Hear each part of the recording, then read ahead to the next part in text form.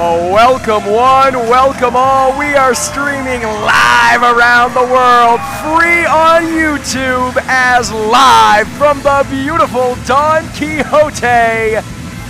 We present East Los Lucha 11, Lucha Vacation. My name is Jordan Castle, so thrilled to be joined on the call for the first time ever by the incomparable Marty Quinn. Marty, what a show we have on tap for the people at home, live and free in full. Absolutely, it's one of the best deals around. East Los Lucha is always putting on an exciting show, a wide variety of wrestling styles, not just Lucha Libre, but we have a packed and stacked card tonight. For the 11th time, we are bringing our unique brand of Lucha Libre to each and every single one of you. We know it's been a busy day in the world of professional wrestling, and we appreciate you closing out your night with us. Marty, we're starting things off with a match that wasn't anticipated, wasn't scheduled, wasn't advertised, but we here at East Los Lucha, we love to give you a little bit something more. Matter of fact, that is correct. This was a very late scheduled match, but we're so grateful that all of you could be in here with us today to witness this incredible match to kick us off. Making their way to the ring, we've got Inferno Abdul versus Oscar Manuel Felix. And this is going to be a firecracker of an opening match. I see what you did there, Inferno, firecracker, it makes sense. That is correct. It adds up. I am subtly influenced by imagery. And the crowd not taking a shine to Abdul just to start off with. Abdul, of course, with a very impressive performance back at East Los Lucha 9, Lucha Hangover, in our opening contest that evening, hoping to follow that momentum up tonight with another win against Oscar. Abdul, absolutely a powerhouse, and he's got the size advantage here and the strength advantage.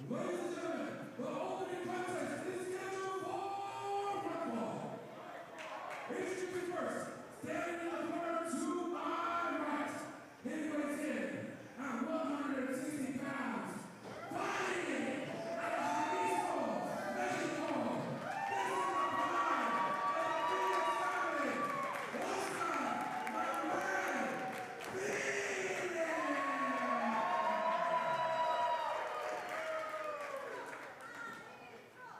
And his opponent, standing to my left, he weighs in at 230 pounds. He is fighting out of the mecca of bodybuilding. This is Inferno.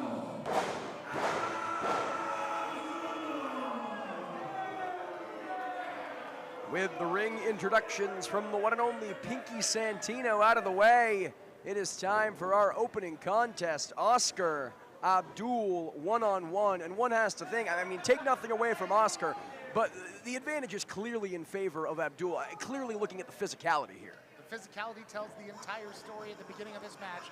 Abdul is a mountain, is a wall that Oscar has to climb. He's going to have to break him down piece by piece, work him over with the ring intellect, with his mobility, and find an angle to come in and find that advantage, because if it's a straight one-to-one powerhouse, Abdul's walking away. And the bell sounds and we are underway. Perhaps, Marty, you are omnipotent, because it seems to be exactly what Oscar's doing here in the early going, trying to neutralize that power with that speed, trying to take Abdul off his game with that high-flying quickness. I only know all things. I'm not capable of all things, but yes, we can see Felix goes up and Incredible over. balance there. Followed up with a gorgeous Lucha arm drag here at our bonus opener at Lucha Vacation. This has been all Oscar's thus far. That's right, he's trying to set the tempo, and he's trying to set it at a quick pace and keep Abdul off of his feet. A wheelbarrow arm drag there, really finding a numerous positions to hit those arm drags here, and now taking to the top, looking to take to the skies perhaps. Trying to find a correct angle, the best way to come at his problem. Because again, head on is danger. And here we see oh my goodness! Hurricane Rana right into the ring post. You know, it is a common misconception that the ring apron is the hardest part of the ring, Marty. That is not correct. It is, in fact, the ring post. Cold, hard, unforgiving steel. And if you're talking about the posts that we use here at East Los Lucha, they have edges, they have ridges, but this might hurt a little bit more. Tope, Suicida caught in midair, and this time, Oscar gets a taste of his own medicine as his back is drilled into that aforementioned post. That ring post payback, his spine was perfectly aligned. I could see all, 12 vertebrae just making perfect contact with that corner of the post. Perfectly or perhaps imperfectly aligned as we take another look. Gorgeous tope suicida caught in midair and then in slow motion drilled. Oh, cover here. Abdul nearly steals it off the replay. Yeah, I see what you mean. Perfect positioning, the spine of the back. Not the left side, not the right side, right down the middle. Maximum pain to Oscar here. On one level, that seems like it would crack your back in a very satisfying way, but satisfying? Not if you're not walking after. You think that's satisfying? There are a lot of wrestling holds that I think would make a very satisfying stretch. Well, this is not a chiropractic appointment. This is a professional wrestling match, and Inferno Abdul proving thus. He may not be a chiropractor, but he's going to send Oscar Felix to the doctor. And now, stomping a mud hole in him here. Not making very many friends in the audience, but friends are not as important as wins. Inferno Abdul is a scary individual. You cross eyes with him in the locker room. You see him manhandling a grown man. Just a one-arm scoop down to the mat with authority. And this could be the whole story here. 1, 2. Only a 2 count here. Now, as I was saying, I mean, he is a domineering, frightening individual. The man has a smile on his face after a power slam with that much ferocity. Tells you everything you need to know. And we can tell you more about what is coming up tonight. We have a heck of a card lined up for you. We've got Koto Hero going up against Wicked Wicket. We're going to see some tag team action as 24K faces the Doom Barbies. And Abdul running in with that elbow straight to the jaw. And later on, we are going to see Eli Everfly defend the Cruiserweight Championship against Paradox. I'll tell you what, Inferno Abdul, he's about as far away from a cruiserweight as you get. But Oscar maybe finding his way back in this thing. Tilt-a-whirl action, followed up with a huge elbow to the throat. And another for good measure. Outstanding. Once again, it's finding that opening. A moment of weakness can turn the tide. And we have an opening here. Atomic drop. I don't care how big you are. That hurts like hell. And now Oscar perhaps looking to seal the deal. Slice spread number 2. The road to El Dorado, he calls it, in the cover. 2. No! Oh. Well, it might have been the road to El Dorado, but it was not, in fact, the road to victory here tonight. He's got a lot more miles to cover on that golden path. But he is well on his way. Oscar has found a second wind. He's found his way back in this thing, perhaps looking for a knee strike here. Spear! Clipped out of his stance and dropped out of his pants. I don't know if he's going to be able to stand up after that. Out of nowhere there from Inferno Abdul, and we've seen this before. It's academic, man. Flame thrower. Those suplexes of Abdul tell the tale. That's all 3.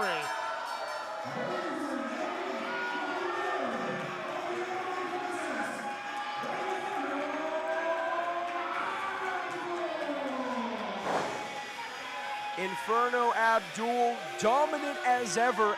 Another opening contest and another victory for the big man here at East Los Lucha. His aggression is unmatched, that power is unmatched, and those suplexes, he practices them night and day. They will stop you in your tracks, just like Oscar Manuel Felix has found out tonight. He found out the hard way. And fans, as you heard Marty run through, we have a spectacular card on tap. Championship action with Eli Everfly defending against Paradox. However, we regret to inform you that our scheduled championship match between Matt Vandegrift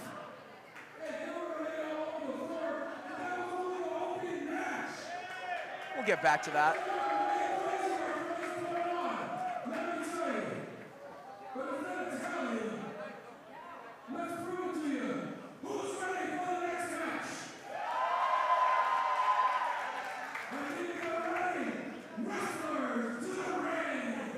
You know, I swear Pinky Santino does it on purpose. God love him. Singles action on tap. Robbie Phoenix taking on Diablo Azteca. But as I was saying, our scheduled heavyweight championship match, the first heavyweight championship match of one Lucha scumbag, Chris Nasty, against Matt Vandegrift, will not be taking place tonight. The aerial chemist unable to make it. We hope to have Matt back very, very soon. But Chris Nasty seemingly without an opponent tonight. Chris Nasty is in the house.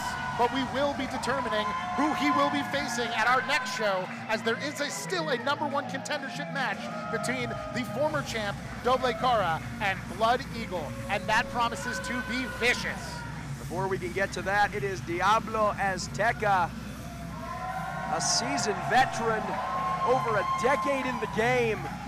But he's facing someone, if you can believe it, Marty, with double his experience. He's got a decade, his opponent tonight has 2. This is absolutely going to be a clash of the Titans. Some very classical mat work here going to be displayed. 2 people who have been not just around Southern California, but various countries, and have put their skills on the line. It's going to be great to see them go head to head. We talked about the road to El Dorado in our last contest. These men have traveled up and down countless roads, and they have brought them here tonight. East Los Lucha 11, easy for me to say, live from the Don Quixote in singles action.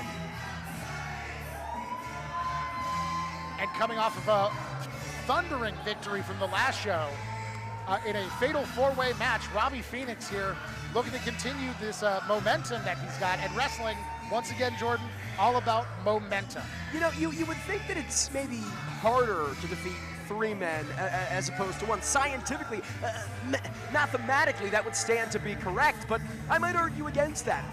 Robbie Felix, very impressive victory in that fatal 4-way back at East Los Lucha 10. There is no doubt about it, but you gotta think his opponents were softened up by each other. Here tonight against Diablo Azteca, Robbie Felix has to do all the legwork. He cannot rely on any big moves from any other opponents to assist him tonight. Less of a chance of Diablo Azteca taking his eyes off the prize. And yes, Robbie Felix is gonna have to put in the work, but I don't think we're worrying about anyone being softened. Iron sharpens iron. As we once again throw it to Pinky Santino for the official ring introductions.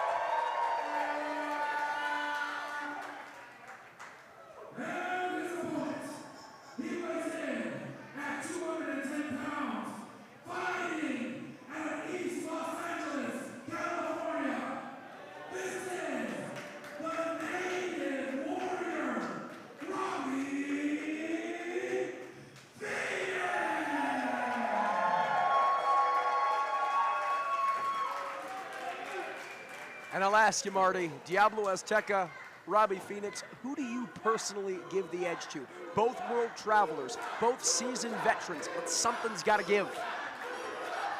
Absolutely correct. Both of these fighters are going to be putting on an excellent display, but as I said before, wrestling is so much about momentum, and Robbie Felix has been on a tear lately. He is the current and longest reigning Native Ways Entertainment champion and half of their tag team championship right now as well. He has traveled across the world, like you mentioned, Japan, Europe. He has been extremely victorious lately, and I don't know what's going to derail that train. Perhaps it will be Diablo Azteca. Only time will tell. The bell is sounded, and we are indeed underway. And also Robbie Felix, you cannot forget, this is definitely a hometown advantage for him. Fighting out of East Los Angeles, that's precisely where we are, and I think that crowd energy is going to put him over the line. Clearly the crowd favorite here, as it seems like Diablo Azteca asking for perhaps a test of strength. But again, this is no popularity contest. I love Robbie Felix. What's not to love about Robbie Felix? But cheers and chants and adulation from the people, it's not going to get you a W. No, it won't get you all the way there, but it'll definitely make the difference when it's, knuckles down. That's not a phrase. Well, it seems as if Diablo Azteca looking to lock knuckles here with Robbie Felix, but Felix, a little ginger. A little ginger, or just not necessarily willing to play by Azteca's rules. I think he's trying to be the one in command and control, and it does not like being told what to do. Indeed, he is in command right now, taking Azteca to the mat, but Azteca more than happy to return the favor here. Monkey flip, taking Felix down. Both shoulders counted down. These men have got to be careful. Do not want to see a double pinfall this early on in the contest here, Marty. Absolutely not, but again, you mentioned their veteran experience. It would be an incredibly embarrassing way to end a match for either of these men. Oh! Crucifix here, gets caught. But we can see Robbie adapt for another pinning predicament. Covers left and right, shoulders down at every possible second. I mean, these men not giving each other an inch here. It shows their own ring awareness. Cover once again from Felix, as well as how much they respect and acknowledge one another. They want to finish this as quickly as possible because they know if they don't, it's going to be very, very dangerous for them. Absolutely, they do not want to make this a grueling match if they can help it. Phoenix ducks the clothesline, goes for one of his own. Diablo, but a stereo drop kick there, and both men find their way to their feet. Good heart-pumping start to this match. Getting the audience hooked in, starting to raise the stakes a little bit. Robbie trying to stay calm and collected. I mean, listen, that's 20 plus years of experience, numerous championship accolades as you listed. You don't have a career like that. You don't have a career like Robbie Phoenix has had without a certain level of composure in big match situations. Professional nonchalance, as it were. I think, go on. He's cool as a cucumber. There wasn't a lot of journalistic meat to that, my friend. You go on. Well, I'm just thinking both of these competitors here, now we can see Azteca taking his time with some jumping jacks and calisthenics. Both of these men are still feeling each other out. You can tell with that test of strength, that test of covers just now, that exchange. I don't know if either one of these men has that full confidence advantage like they often do going into a matchup against a lesser versed opponent. We saw the jumping jacks and the calisthenics, perhaps shades of things to come with Delilah Doom teaming in with Barbie Boy a little bit later on tonight against 24K. That is correct. The Doom Barbies are quite a chemical combination. Hold on. Robbie Phoenix ducks the kick there, ducks a line from Diablo Azteca. Head scissors, takes him down once again. You wouldn't necessarily look at Robbie Phoenix. He's very tall, he's very lanky. You wouldn't necessarily expect this athleticism if you've never seen it before, but he has it in spades on display here. And another head scissors now. After some mocking calisthenics, maybe he's taking it a bit personally. I mean, look at the physique for a man Robbie Phoenix's age. No disrespect intended. He clearly prioritizes his physical conditioning here. I once asked Robbie Phoenix's age, and he broke my fingers. And looking to break the face of Diablo Azteca, but the boot gets caught. Uh-oh. Watch out, folks. Looks like he's planting him on the... Oh, no! Oh, my God. We talked about the ring post. We talked about how deadly and unforgiving it is, and Robbie Phoenix just got it in the proverbial nether regions, Marty. Most difficult place to take the most difficult part of the ring. I am no professional wrestler. I have never laced up a pair of boots. I have never taped my wrists. I have never stepped foot in a professional wrestling ring, and I would never claim to. But I think I can confidently say that that hurts a lot. Same here. I have some least favorite places to be hurt. That's high on the list, my friend. And Roll. just like that, Diablo Azteca back in firm control here. Rolling Phoenix back in the ring. He doesn't seem to be able to get back to his feet. Diablo Azteca, of course, literally translating to the Aztec Devil here.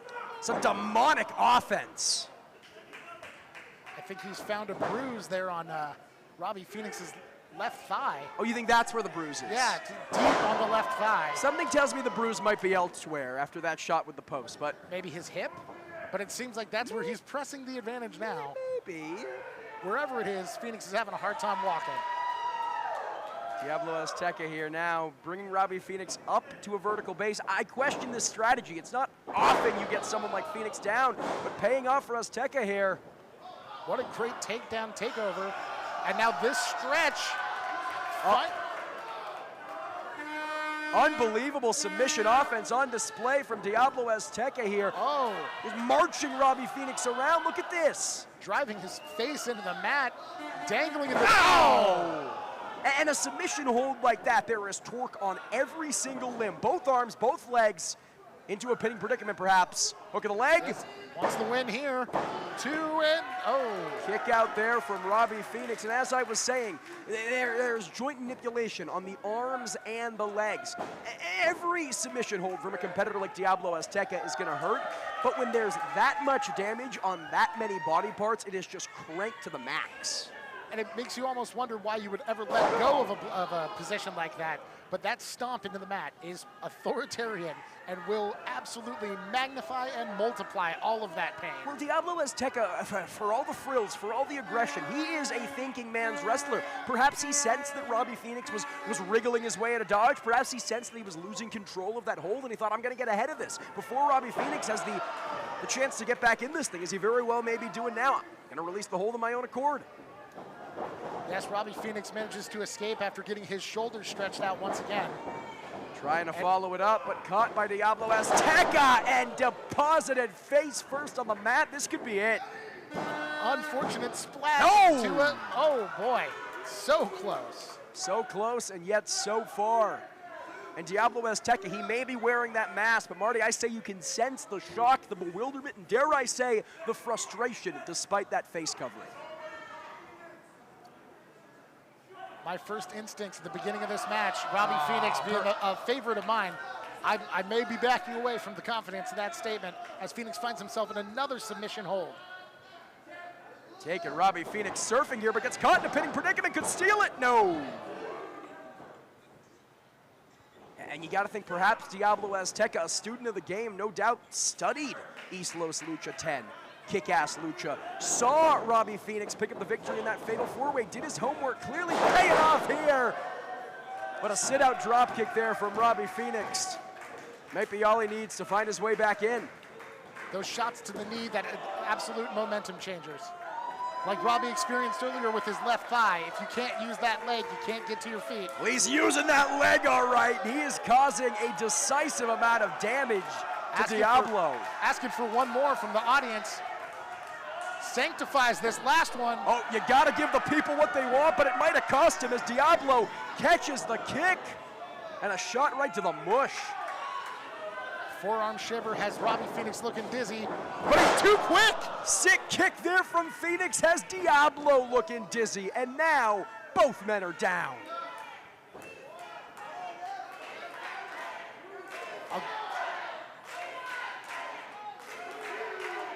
A great showing from both men, now pushing each other to the limit, trying to find an advantage, someone to really press a momentous advantage here. Well, and Marty, one has to think whoever is able to make it up to their feet first has a decided disadvantage.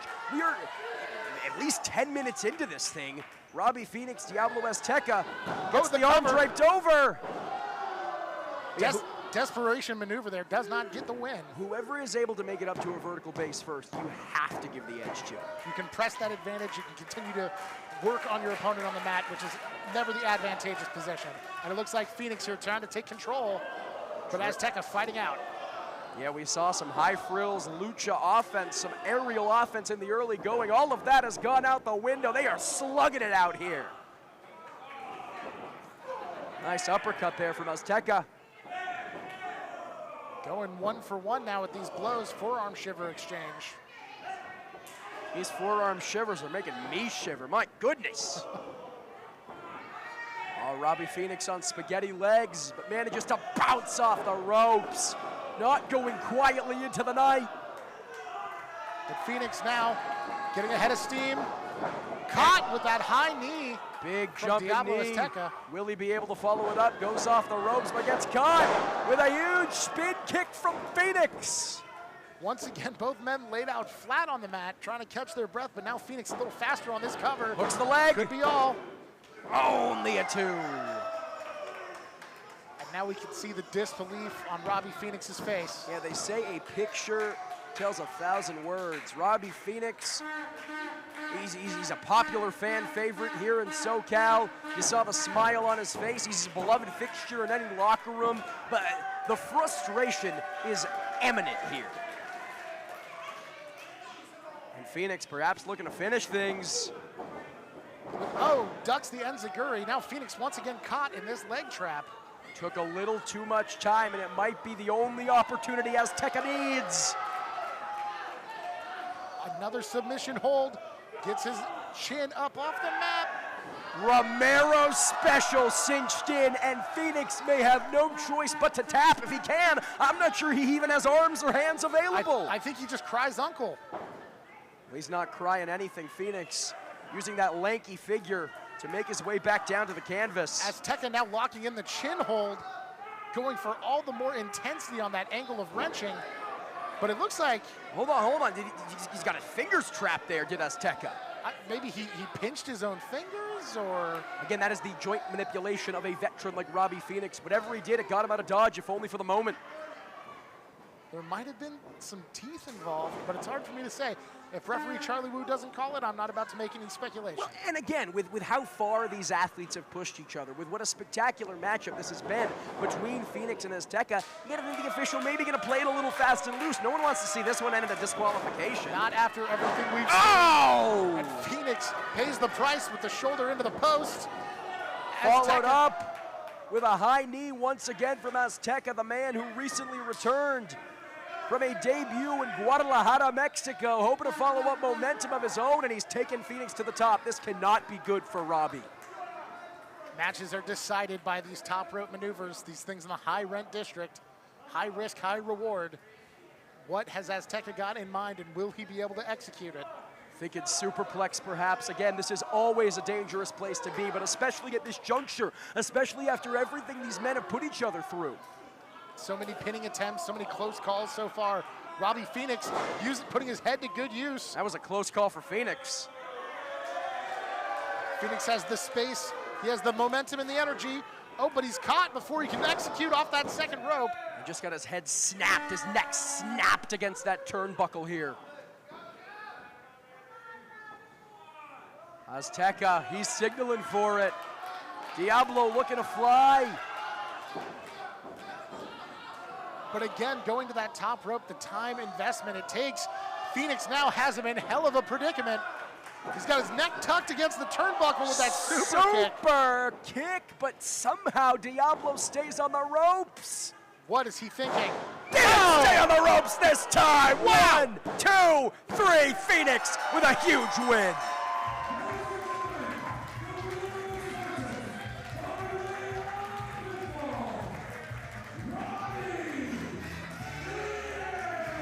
Almost a springboard sunset bomb there from Robbie Phoenix. Clenched him another victory. Let's take another look. Yeah.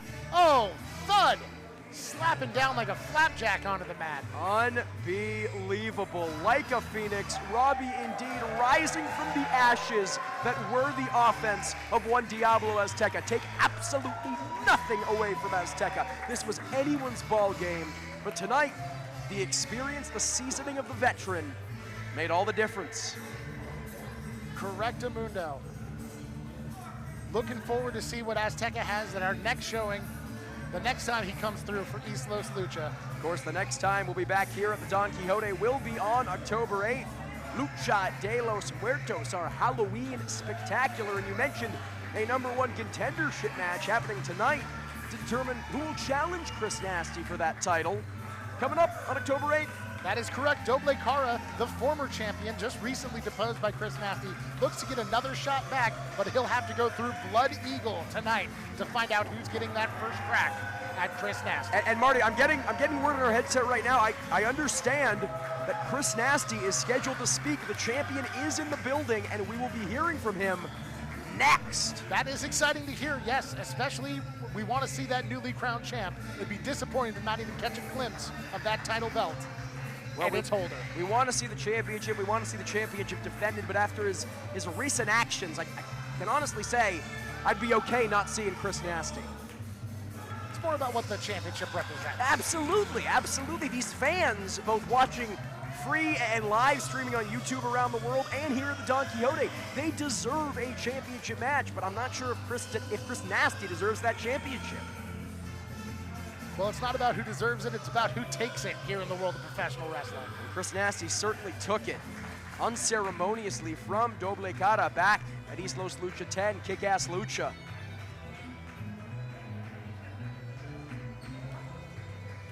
Again, scheduled to defend against the aerial chemist Matt Vandegrift. Matt unable to join us. We send him our best. We hope to have him back soon. We'll hear from Nasty about what that means for the championship here tonight. Ladies and gentlemen, that was one hell of a match. But before we get on to the next match, I was just having a card and told to read this, so these aren't my words, excuse me. You are all about to bear witness to the best East Coast Lucha champion of all times. You would all not be here if not for him. It is my honor as the announcer to be able to even say his name. Ladies and gentlemen, please welcome the East Coast Lucha champion, Chris Nasty. Give me a break. Making Pinky say that it's his honor. I mean, what are we doing here, Marty? Again, it's about what the championship represents. It is kind of an honor just to see anybody holding that belt. But Chris Nasty has such a nasty attitude. Forgive the pun. Turning his back on Doble Kata, turning his back on the fans, turning his back on East Los Lucha. I was as big a Chris Nasty fan as you will ever find. And make no bones about it, he is an excellent athlete. But these actions as of late, turning his back on Doble Kata, turning his back on the fans, turning his back on East Los Lucha, I can't excuse it. You know, say what you will, but just when he enters the room, I get this kind of tingling sensation just seeing him with that belt. And it might be the bass from his music rattling my chair and making me feel things awaken inside of me, but it also might just be that championship presence. He's got an attitude that says, I deserve this. And whether you agree with it or not, he carries that belt with a sort of pride that's undeniable. Nasty returning from a potentially career-threatening injury back at East Los Lucha 9, a Lucha hangover to extract a measure of revenge against Big Dick Hoss Hogg. That same night, turning on Doble Kata.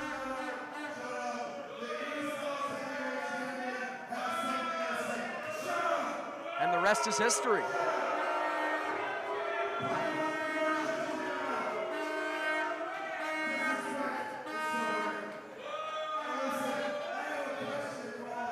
I liked it better when the lights were off. I liked it better when we couldn't see him. What match are you guys looking forward to the most? Are you guys looking forward to 24K versus 2 Barbies? What about the Cruiserweight Championship match between Everfly and Barbies? He's running down the card for us. How about Chris Nasty versus Matt Vandegrift? He's taking your job, Marty. Well, I'm sorry to inform you guys, but Matt Vandegrift is not here tonight. I know it sucks. It sucks, doesn't it? Shut up. Now listen, I was so excited and looking forward to being Matt Vandegrift here tonight. But since I don't have an opponent tonight, I think it's just best if I actually have a Lucha vacation here tonight. What do y'all say? Oh, give me a break. He's clever wordplay. So, with that being said, I hope all of you guys enjoy yourselves. Whoa. The bell tolls here at East Los Lucha. That can only mean one thing. Somebody's looking for revenge. And that somebody is Doble Kata, the man who, for all intents and purposes, Chris Nasty screwed out of that heavyweight championship, scheduled for #1 contendership action later on tonight against Blood Eagle.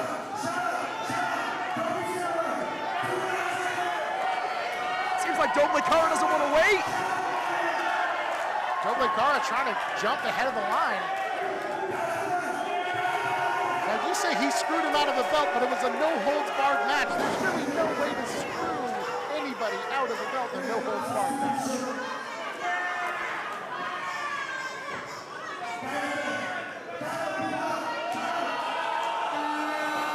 Oh, language, Christopher.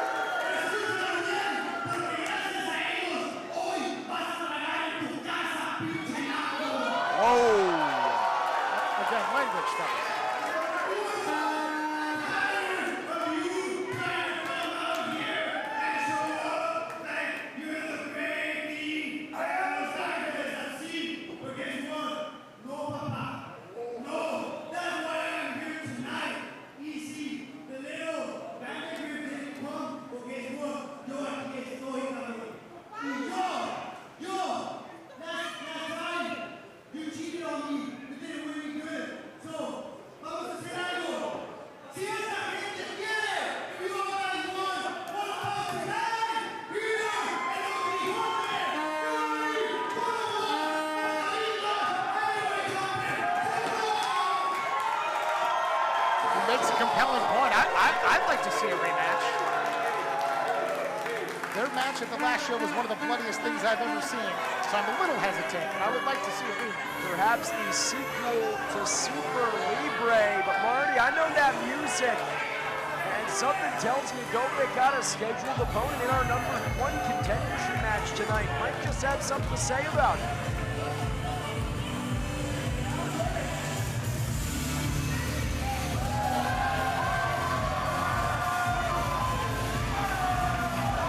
That is Blood Eagle set to go head-to-head with Doble Cara for the honor of a championship match on October 8th. He seems none too pleased with Doble Cara, as you said, hoping to skip back the line.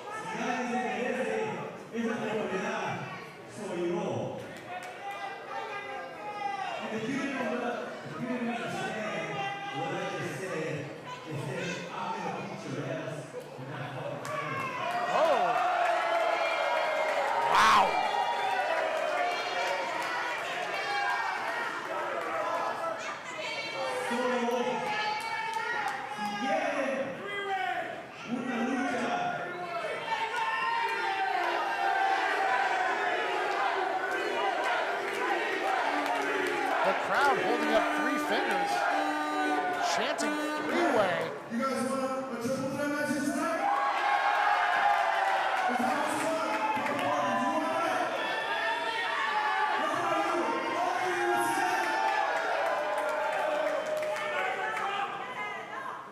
I'm not obligated to face the winner. Of course, of course. I don't see the benefit for Nasty. That makes sense. Hold on, that's bringing out your Pinky Santino. He seems like he has something to say here. Referee, excuse me, ring announcer Pinky Santino. He's signaling the champion here.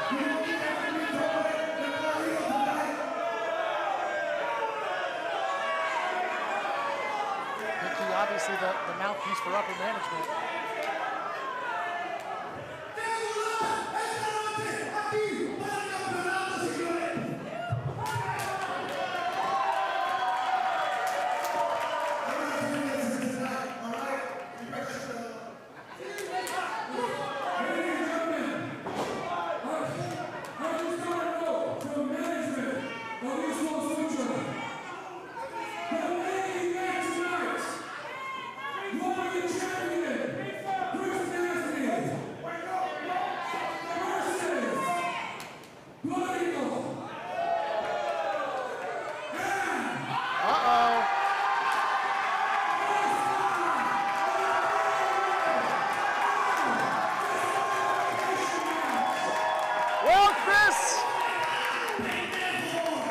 Turns out you are contractually obligated.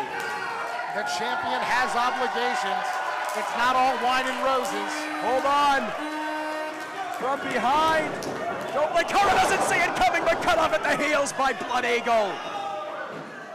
Oh my goodness, he's gonna keep his phone. It's Nasty's cell phone. I sure hope he has Apple Care on that thing. Could we see a new East Los Lucha heavyweight champion tonight? The reclamation of Doble Cara, the crowning of Blood Eagle, or will Chris Nasty weasel his way out of his first championship defense, still reigning and defending? The stakes were already entirely high for Blood Eagle, for Doble Cara, and now they just got higher and more immediate. Chris Nasty thought he was going to be skating on easy street today. But now it looks like his title is threatened by not one, but 2 very serious competitors. Despite the name of the show, it will be no luchification for Chris Nasty.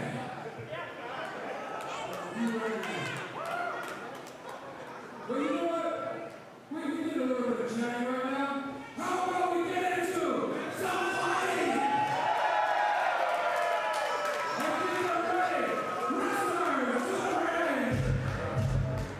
you know, we mentioned a couple of changes that have occurred tonight. Of course, Matt Vandegrift unable to compete against Chris Nasty, leading to this triple threat.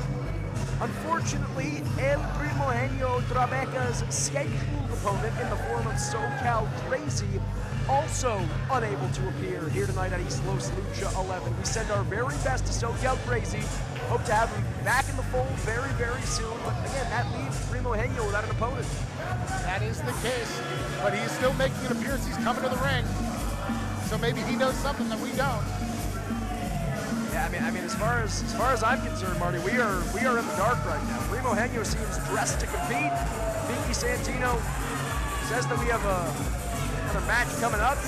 One can only put two and two together. One can only deduce. And Primo will be in action. And come on, not high-fiving the child. What a monster. Unforgivable. You know, I was ready to be impressed because of the cool way he threw his coat onto the ring rope. That was very cool. Yeah. Very stylish, but he can't go that extra couple of inches to complete the high five. That's just lazy. And I guess cruel to the child. They say you gotta be cruel to be kind, but I'm not so sure. I don't think that's his goal. I think it's just cruel to be cruel.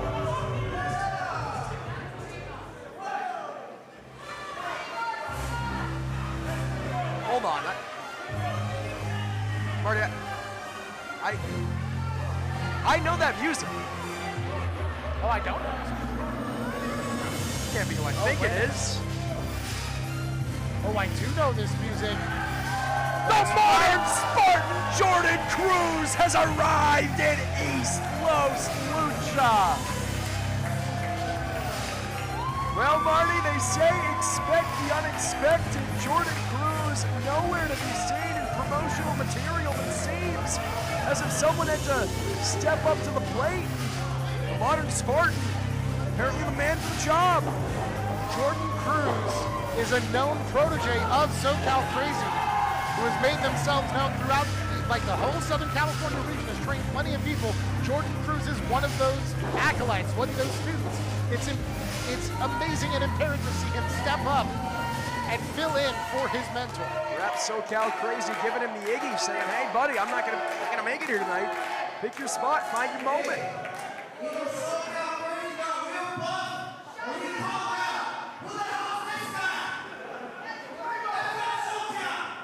You know who that is.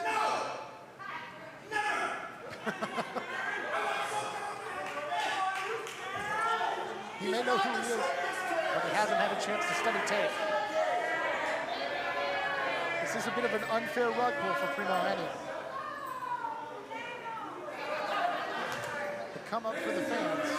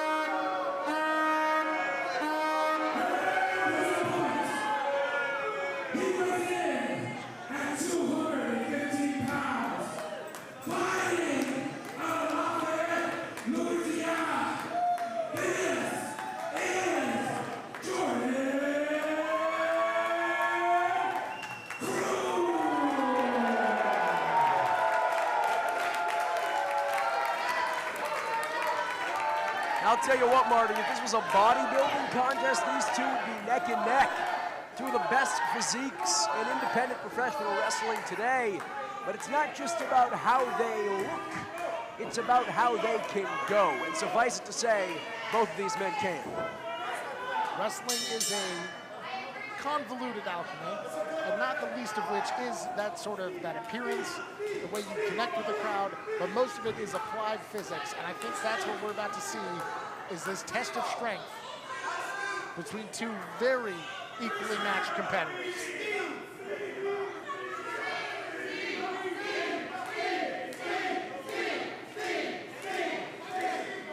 crowd favorites. The surprise entrance of one Jordan Cruz. Again, expect the unexpected here in East Los Lucha. Jockeying for position here in the early goings are Primo and Cruz. Primo and Cruz are two guys, really. Primo especially, as Cruz has really had a renaissance, has really come into his own over the course of the last year or so. But really, both of these men are hidden gems of our scene, are hidden gems of Southern California professional wrestling.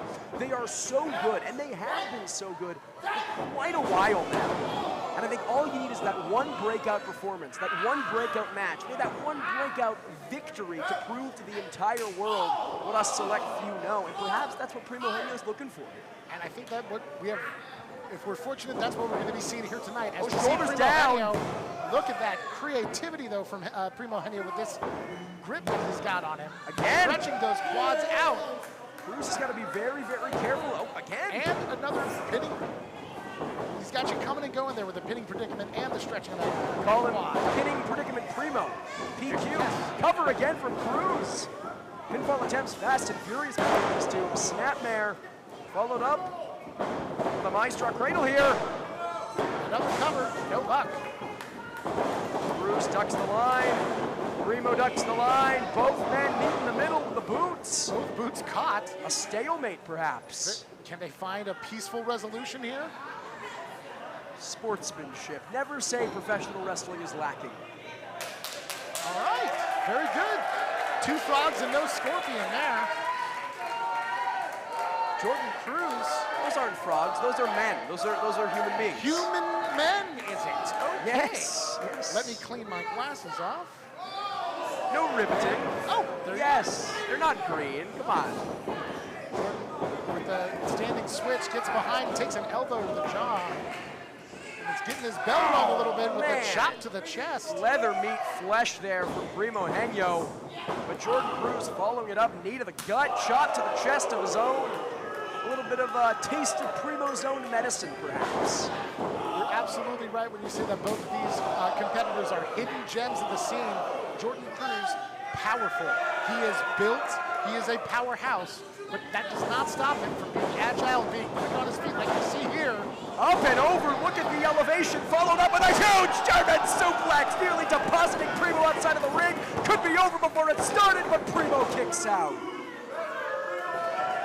And I gotta say, clearly as we see here, these are not show muscles on Jordan Cruz. These are go muscles, Marty Quinn. Yes, it's not just doing the glamour stuff. Oh, thinking Olympus Slam. But pulled out of it with that arm drag. Quite a bit of torque on Cruz's arm. Might have bent it out of shape there, and Primo capitalizing with a head scissors. Beautiful work. Primo Henio, again, he's got one of the fastest working minds. I've been so impressed with this young competitor, with his ring awareness and intelligence, finding every opening and advantage right there to change it up. Landing on his feet off that hip toss. Gets caught with Cruz into an enziguri kick. And now Cruz caught with that hip toss, backbreaker. And a cover, only one, just barely one. Again, that speaks to the tenacity of Jordan Cruz, that Primo can hit him with that much and still only come away with a 1 count. Going for a sort of a neck breaker maneuver, but they fight out of it. Power slam! This might be it. Oh my. No! Cruz with just that 1 count cover a moment ago, now taking almost to the full 3. And that's just how fast it can change. Well, one also has to think that Cruz is used to being the bigger man in most contests. I'm not sure if that's the case against Primo. Physically, these men are pretty evenly matched. Hold on, Cruz doing everything he can to escape the wrist lock, it seems, of Primo Henio. Oh, headbutt to the injured right bicep of Cruz, it seems. Cover. Another cover. And that's what I mean by Primo Henio using his head. Not literally, but I just mean he saw that opening, and it almost looked like he was losing his footing, and he said, you know what I can do right here? Headbutt. And he found a weak spot and attacked. He also literally did use his head. Well, look, I mean, yes, that is the obvious wordplay. but I'm just trying to highlight the fact that he's quick on his feet and quick with his mind. He is a cerebral wrestler. Listen, for all the guff that we give Primo Henio about his ego, his hubris, he is a thinking man's wrestler, and he's proven just that. Neckbreaker, taking down Cruz. Much of that ego is well-deserved. Cover. 2. Only a 2. And this is where you see that inexperience of Primo Henio come into play. Only 5 years in the game. That inexperience will lead to him, when he should be capitalizing on a down Cruz, arguing with the official, mocking the fans. If Primo can focus, I think he would be the biggest thing in independent wrestling. I truthfully believe that. One day, he will deserve everything that he thinks he does. And that's once his record catches up with his attitude. Well, and a victory against Jordan Cruz, what would be his first in East Los Lucha, would go a very long way in cementing that, so long as he doesn't get himself disqualified. Of course, yeah. And if you're Jordan Cruz, Marty, I mean, what do you have to find your way back in this thing? Oh, my goodness. That's a good start. High struck cradle once again.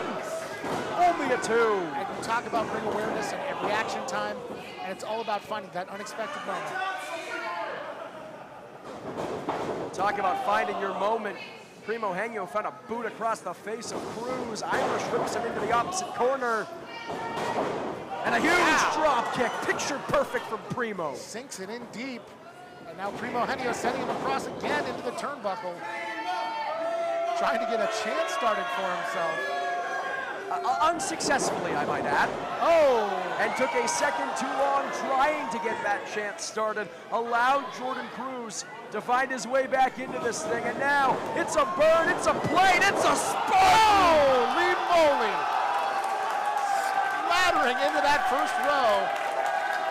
And the Don Quixote's disco ball roof may have nearly blown off its hinges. Folks, we wish you could be here with us. See this instant replay. A man that size should not be able to fly with that sort of elevation and ease. It scientifically should not be possible. It is a dangerous side of beef to see coming at you through the air like that. You know that old Wendy's commercial, "Where's the beef?" Coming at you. I think we found it. And now Cruz staggering to his feet. You got to wonder. You mentioned high risk, high reward as he clutches that lower back. Did that dive to the outside perhaps take as much out of him as it did Primo? I'm not sure. Well, he's dragging Primo Henio to his feet, so if he can just get this cover, it looks like he might still have the advantage pressed. Is it Modelo time? Uh-oh. It's Modelo time! I think I just saw his biceps swell up, and I hear the Popeye theme. That's not spinach! Oh, my goodness! Flying forearm here, willed on by the Modelo into an Olympus slam! And into the roll-up. He's got more in store. Shining Wizard! A cover, and 2. No! Wow! Jordan Cruz feeling his oats, feeling his barley and his malt and his hops. Catapulting himself to the outside. Flying forearm, Olympus slam, and Shining Wizard. Still not enough to put Primo Henio away. And a splash of Modelo. Right. Cruz now, I think, he looks like he's playing to the crowd, but I think he's just plotting the execution. I think Jordan Cruz is looking for that signature everybody gets superplexed here. Trying to dispose the little of what's left of El Primo Henio Tribeca, but that's a lot of man to muscle up, Marty. This angle, this maneuver, always so dangerous, but so worth it when it connects. He will have it in the bag. It does not seem as if it will connect today. Headbutt from Primo. And now Cruz off his feet, stuck in the middle of the ring. Primo with the springboard kick. Beautiful connection, right to the jaw. Will it be enough? No, he's not. No, he's not going for the cover. And now he is. Yeah, there it is. And perhaps the momentary hesitation, the momentary thought from Primo is what cost him. It seemed like he was going to go for more offense, then opted for the cover. If he had gone for the cover right away, Cruz might be down, but now with the jumping knee followed up with the mule kick, this one still continues. Trading blows and kicks now. Primo, he's got it in. Oh, board buster in store. And now Primo off the ropes. Spear! That could be all again. He goes in for the Roll One, legs. two. No! Man, oh man, El Primo Henyo to Rebecca, much like Cruz before him, hitting his opponent with everything, but still coming up short. What a clash we are seeing between two very valiant warriors. Primo Henyo now starting to feel that wall, hit that wall that he tends to get to, that frustration place. That ego, when it doesn't get fed the way that he expects, it can take him to some dark places, and here's hoping that it could take him to a victory. And Marty, I don't know if you saw the corner of our screen, that glove's coming off. It's a signature of Primo. He's looking to end this thing. Oh, but Cruz trying to control it, drops the weight down. But Primo Henyo is probably just gonna have to muscle through this and toss him like a rag doll. Again, Cruz with the weight distribution, keeping that center of gravity low. Much easier said than done on behalf of El Primo Henyo to Rebecca. Repeated Kawada kicks there, trying to soften Cruz up. And now perhaps thinking a last angel. He won't get sandbagged the third time, but he'll get a small package. Looking to steal it, but unable to do so. The small package, some might say, is a desperate maneuver, but I just think it's a clever one. If you find that opening, take it. And now both men on the outside trading blows over the turnbuckle. Yeah, nothing desperate about this. Cruz. Oh, Cruz. He's looking for it Has him in again. his sights. Everybody gets superplexed. 1, 2. No! Oh, my goodness. But immediately stays on top. transitioning. Immediately, you're absolutely right, Marty. Stays on top into the crossface. Center of the ring. Nowhere for Primo Henyo to go. So many other wrestlers will start to breathe that sigh of relief at 2.5 seconds, but not Jordan Cruz. He stayed right, his head in the game, and as soon as he felt a twitch, he kept Primo Henyo. Primo, he's muscling those bottom ropes. Will he make it? And he does. But Jordan Cruz still now. And again, you talk about immediately transitioning, no wasted motion from Cruz, right back into the ankle lock, right back into the center of the ring, but Primo able to wiggle his way out of dodge. As soon as Primo's hands were off of the rope, he just took the next available. Jumping knee! Cruz wanting to follow up, but Henyo dips off the ropes. He's calling for it. Oh! Titan driver! Gets dropped with a brainbuster float over! Primo Henyo defeats Jordan Cruz!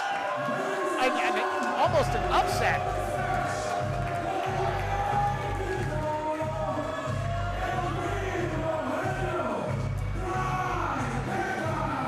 I mean, Marty, goes without saying that it is an upset. Jordan Cruz is a former United Wrestling Network television champion, held that title for 175 days. He's a former San Diego Pro Wrestling champion, former NPW Tag Team champion. We've seen him across the West Coast and beyond as we take another look at the move that finished the man who all those accolades belong to. If you see that move, those accolades mean nothing when your head hits the mat at that kind of angle. And now Primo Henyo celebrating with East Los Lucha ring for the first time. Notching his first victory in East Los Lucha. And what a victory it is. Perhaps a proverbial changing of the guard. Primo Henyo Rebecca victorious against Cruz. And a hell of a show we've had so far. Is he gonna redeem himself here? He's asking for it. Oh, now he gets snubbed. Whoa. Okay. A show of respect here from Jordan Cruz. But I think wisely staying out of arm's reach.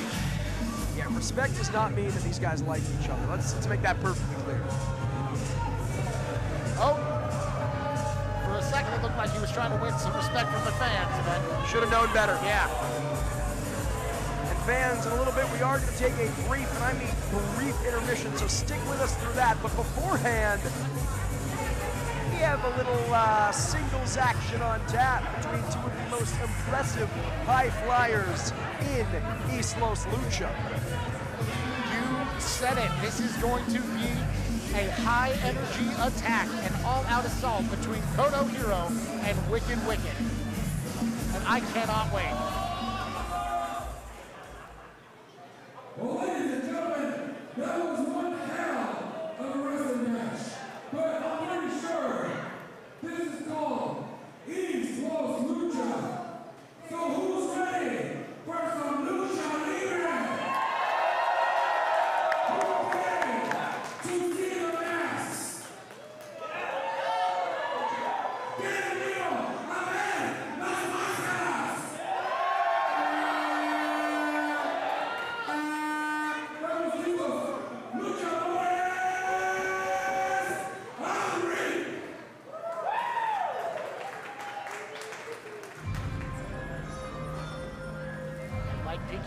Tino said, that's what it's all about, the Lucha Libre, the masks, and we are going to have two of the finest masked wrestlers in Southern California. First and foremost is this ball of rage, this barrel full of hate, Koto Hiro. A man who is looking to find his way back towards Cruiserweight Championship contention. We know that he has not slept well. We know that his head has not been clear since that championship left his waist. It has been a long, hard road for him back into East Los Lucha, but he has walked it with aplomb. Since he has made his return after the suspension, he has been undefeated in East Los Lucha. Nobody. Oh, come on! Trying to tear the Mysterio mask off that fan at ringside. Masks are very, very sacred to wrestlers, but I don't know what they mean to fans necessarily. It's disrespectful. I'm not saying it's the same level of disrespect, but Koto Hiro, no doubt an impressive athlete, but a nasty, nasty person. And that nastiness will take him far. Like I said, he has been undefeated with his latest beat streak. What is it with you and these like awful, like mean dudes, man? Like first Chris Nasty, now Koto Hiro. You like the baddies. I don't like them. I'm just one who quickly gives in to people in power. Sure. I sort of roll over and show my belly to anybody who's aggressive. Spineless, as it were. Yeah, yellow. Of course. Yeah. Cowardly. Well, I'll tell you who's not cowardly. I know myself. I'll tell you who's not cowardly, and that's Koto Hiro's opponent here tonight. Another individual who challenged Eli Everfly for the Cruiserweight Championship. Came up short in that match back at East Los Lucha 9, Lucha Hangover. Looked very, very impressive in set outing. Anyone willing to stand across a ring from Koto Hiro is certainly brave. Not cowardly at all. Probably a little bit crazy. And here we see Wicked coming through the crowd. Wicked is, he's eccentric. He's an individual in every sense of the word. He marches to the beat of his own drum, but as you can hear, that's why these people love him. That's right, that double kick drum that he's marching to is aggressive, it is wild, and it is crazy. And he has certainly taken on comers of all sizes, all shapes, and styles. And I'm gonna see how he fares against Koto Hiro, a man with a death wish. I think Koto Hiro might be suffering more than double kicks. I think we might see triple, quadruple. If Wicked has anything to say about it, we may go into double digits when it comes to the kicks he's going to deliver to Koto. For certain. As we throw it to Pinky for the introductions.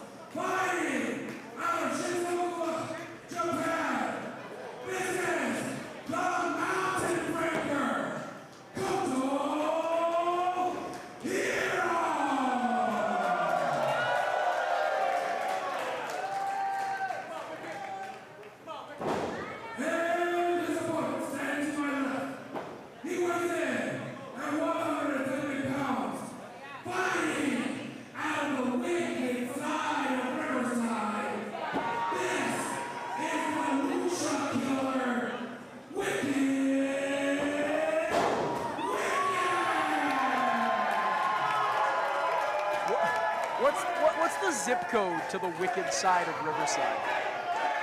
It's, I don't know. I imagine it's like the regular weight of Riverside, but maybe with like a 6 at the end. Is it the same as Parts Unknown? All I know is all of my mail gets lost when I send things there. So. Are you pen pals with Wicked? He doesn't ever reply. I just get a lot of return to senders. Address unknown and Victor unknown. That is what we need to establish tonight as Koto Hiro being checked for any foreign objects by our official. East Los Lucha management very, very familiar with the nefarious ways of Hiro as of late. You certainly said it. is no depth to how low some of these competitors will sink. And Koto Hiro, no stranger to the kendo stick, has brought that into several bouts. But he seems to be unarmed in tonight's match. The Koto Hiro might have met his match in the form of Wicked Wicked. Wicked Wicked is so, I don't know, Jesus, where, but he's so crazy. He's a fry short of a Happy Meal. He's a screw short of a toolbox, as it were. Something tells me that the traditional rule bending, the traditional kendo stick-esque interference of Koto Hiro, it might not phase Wicked Wicked the way it would a usual opponent. You said it, Jordan. There's certainly a lot of that. We'll just use the word insanity for now. That sort of desperation, that willingness to be put into a predicament of pain and suffering, that sadomasochism, as it were. Wicked Wicked is also not to be underestimated for his tolerance to take and distribute pain. Let's call, oh wow, flagrant disrespect, and Wicked is not going to stand for that. But let's call it like we see it, Marty. Wicked doesn't care what happens to his own body. He certainly doesn't care what happens to that of his opponents. That is correct. And that sort of disregard for your own safety can lead to some victories. At the very least, it's going to lead to some exciting wrestling action. And that's exactly what we're seeing here. Off the ropes, Lucha arm drag. Wicked is feeling it. Ducks the line from Koto Hiro. Up and over, lands on his feet. Extremely slick one-handed cartwheel there. And look at this, leapfrog. Excuse me there.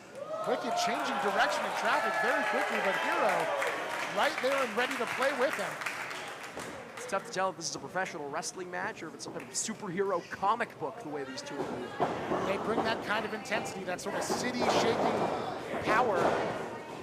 Koto gets behind him for a standing switch, tries to go under. Wicked flips away. Cutter from Wicked, and Koto Hiro somehow lands on his feet but gets rolled up. No! And stands out of it. Do-si-do into the ropes. Wicked, trust me, fans. Oh my goodness, look at that. Hurricane Rana there. But Koto's still staying on his feet. Maybe a little dizzy, worse for wear. The atomic drop. My goodness, followed up with a smack to the tuchus. Fans, I assure you, if you're watching at home on YouTube, your video player is not at 2x speed. That is just how damn fast Wicked moves. Now I kind of want to watch it at 2x speed. You wouldn't be able to see it. You'd blink and the match would be over. Look at this. Wicked lands on his feet. Tip it up, making it look too easy. Finding the leverage, finding that advantageous moment to send his body flying. Wicked, nobody home as Koto Hiro rolls out of dodge, but this time Wicked does the same. Huge uppercut. Both of these competitors have sized each other up very well. They're very familiar with Islo's Lucha. Whoa. Oh, head games. A little bit of mind games, patting of the head with those head games specifically.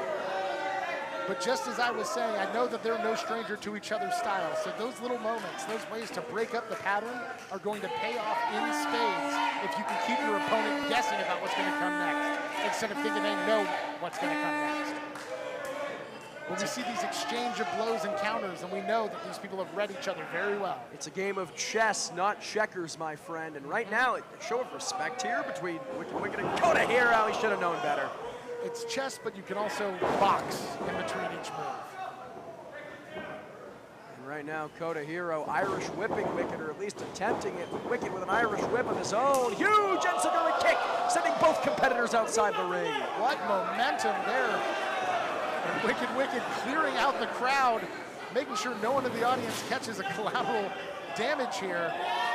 I think Wicked is looking to take to the skies. My goodness, but gets caught by Hiro. Oh my golly. And deposited on those ringside chairs. Fans, those are very, very comfortable to sit in if you buy a ticket for October 8th right back here at Don Quixote for Lucha de los Muertos. But I can assure you, they are not comfortable to get your person slammed onto as we take another look. What a great angle of approach, but Wicked is caught and brought right into these chairs face first.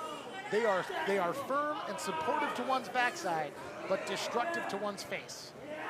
I'll tell you what's destructive to one's face. I just slammed face first into that ringside post. Left a bit of a stain of himself there on that ring post. Danielson-esque kicks there to the chest of Wicked. I don't care if he's wearing a shirt. I don't care if he's wearing that chest protector. That is going to hurt like hell. Hiro resets the count and continues this tour of agony for Wicked as he kicks him right through the first row. Well, the way I see it, take nothing away from Koto. He is a master on the ropes. He is an aerial ace, but Wicked might have his number when it comes to the high flying, when it comes to the acrobatics. So Koto is very smart to spend as much time on the outside as possible where there are no ropes for Wicked to bounce off of. Wicked may be reckless and dangerous, but Koto Hiro is ruthless and meticulous. That's going to be really if I had to pick the vocabulary words that are going to define this match, Koto Hiro will break Wicked down piece by piece. But there is a chance, if there's one opening, somewhere where Wicked can come in from that 90-degree kind of screwball angle, he's going to find that opening. He's got to be careful. He's going to self-disqualify here. Wicked caught him in the middle rope. You are absolutely right, Marty. The difference, as far as I'm concerned, between Wicked and Koto Hiro is that Wicked flies with reckless abandon, as you said. He does it whenever and wherever he can. Koto Hiro, he can flip, he can flop, he can fly. He only does so when absolutely necessary. Doesn't do it to please the people, but look at this. Wow. Cartwheel, spine buster, followed up with a shining wizard. Wicked can win it. He's got the cover. No. And that sort of creativity, again, Wicked, that cartwheel spine buster, I've never seen anything like that. And I don't think Koto Hiro has ever seen anything about it, therefore he doesn't know how to escape it. That creativity, those momentary advantages, gotta press it, and Wicked now with designs in his eyes, Koto Hiro snatching him out of the sky. Look at the strength from Hiro, just depositing him face first. Ooh. And a kick across the skull. Wicked's got to be out cold. Like a buzzsaw, right across it. Rolls both legs up. No! Wicked somehow kicks out, perhaps on instinct alone, Marty. But the audience, right there behind Wicked. Again, a local favorite, a fan favorite here at East Los Lucha. We love that our audience is here with us. They've made this connection with us. We hope that you can come see us live on October 8th. We're happy that you're watching us now. You got to think, we have East Los Lucha Cruiserweight Champion Eli Everfly defending that title a little bit later on tonight against Paradox. You got to think he is watching this one very, very closely from the back. Two potential challengers. Yes, for certain. Lateral press. The cruiserweight scene is no slouch in East Los Lucha. You're going to see some high level of competition. I don't believe this is an official #1 contendership match, but again, you have to think a victory here would go a very long way in getting Koto Hiro and Wicked back to that place. And all the way in with those drop kicks, or that drop kick, it's just complete contact. Cover here. Gets the 2 count. But did not hook the leg. You'll notice that. Koto Hiro with a bit of a lackadaisical, a little lazy cover there. Might have cost him. A little bit of playing with his food, as it were. Koto feeling very confident. And yes, we have seen an incredible first half of action tonight. This is our last match before intermission. But then we've already raised the bar so hard. After our intermission today, we're going to see tag team action between 24K and the Doom Barbies. We're going to see, like you said, Eli Everfly defend that Cruiserweight Championship belt against Paradox.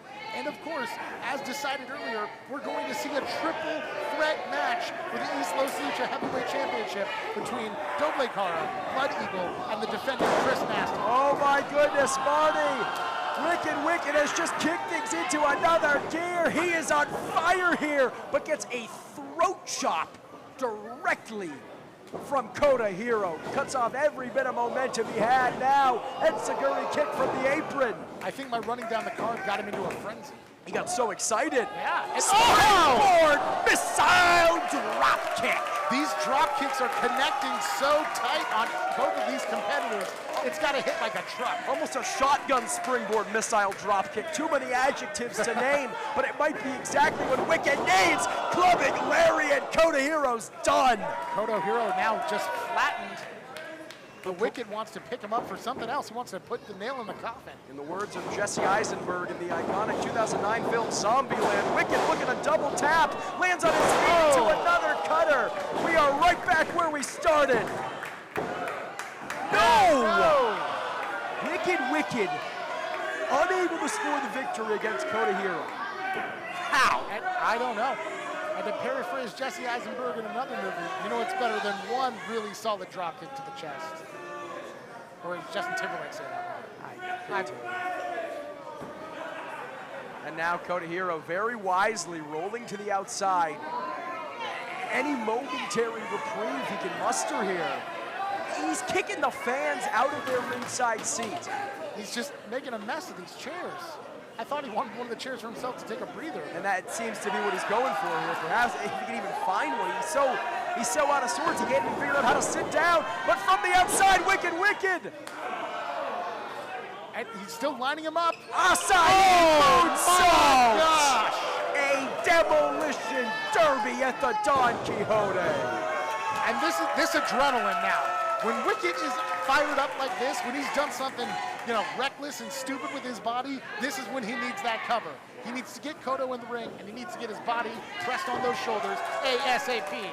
Look at this here, my goodness. Wicked. He's looking to seal the deal. He's looking to finish this. He's looking to put Koto away. Sizing him up across the ring. Perhaps took a second too long sizing it. As Koto with a flurry of kicks finds his way back in control. Koto flowing through it now. Tornado DDT. But again, so pained. He's unable to capitalize immediately. Finally does, but it's not enough. The tension rising now in this match.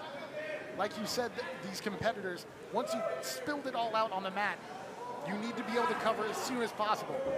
These outside the ring situations can be so dangerous, so damaging to your opponent, but you can't close the deal. You have to get back on top of them as soon as possible. I'll tell you what might close the deal. Koto scaling to the top, indeed hoping to get on top of Wicked, but out of nowhere, Wicked finding that second wind, kipping up back to his feet. Wicked, quicker than a hiccup. It's that sudden change of fortunes. Wicked, quicker than a hiccup. Say that one 5 times fast. I did it just the once, and I'm gonna leave it at that. But now he's got Hero right where he wants him. Maybe thinking superplex. In a dangerous position for both competitors. That's the understatement of the century here, but clubbing blows to the gut. Koto pushes Wicked up, and he lands on his feet off that moonsault. And again, the enziguri kicks have been the ace in the hole for Wicked in this one. I think he let Koto get lulled into a false sense of security. Perhaps played a bit of proverbial possum. Another alliterative phrase. And now Koto double foot stomp from the top. Sternum crunching action, and he goes for the pin. Shoulders down. 1, 2. No! Oh my God. How is oxygen getting into the body of Wicked right now? How is the man not out cold? How is the man not dead after? I don't have an answer. Seemingly neither does Koto. I'm Googling it right now on WebMD, and it says he dead. That's it. It just says he dead. And at this point, if you're Koto, you start to think, man, I've hit this guy with so much. We're this far in this matchup. What more do I have to do? Do I even have the tools? Man, what do those thoughts of self-doubt start to creep in? He just kind of flexed and focused his energy. I don't know if it's thoughts anymore or just instinct going through anyone's head. Wicked, the Urakan there, dropping Koto like a sack of potatoes, hooks the leg. 2, and Koto getting his foot on the bottom rope, did not have the energy to kick out after that spinning back fist, but managed to find the foot on the rope, perhaps his only reprieve. Koto, rare for him to pull out a desperate maneuver like a rope break like that. But of course, he will not let anything stand between himself and victory, as he's been on this warpath for these last several shows. Wicked, no stranger to these high-intensity matches. He himself has been a Pandemonium Pro Gen Z champion for 2+ years now. He's used to these high-stakes matches, these big money matches, and putting it all out on the line, but Koto is absolutely putting him through his paces. Yeah, but tonight, the title that both of these men are slowly yet surely working their way back towards is the East Los Lucha Cruiserweight Championship. And that is why this one has been the match it has. Fast and furious, neither man giving an inch. They need another shot at that Cruiserweight title. The intensity is mounting now as the blows are being traded back and forth. It is anyone's game, tit for tat, back and forth here.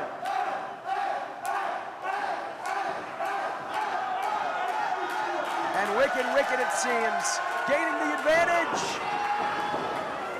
It's caught with a boot from Hero. Mule kick, that's a Guri kick. Enziguri right across the jaw, but here he comes, another tornado DDT. Oh, springboard variation, but Koto Hero lands on his feet. Wicked able to evade, and a huge knee strike. He's going for that last laugh, but he gets caught. Flipped over. Koto now with the brainbuster. And Wicked's brains have gotta be busted into the cover. Deep hook. 2 and 3.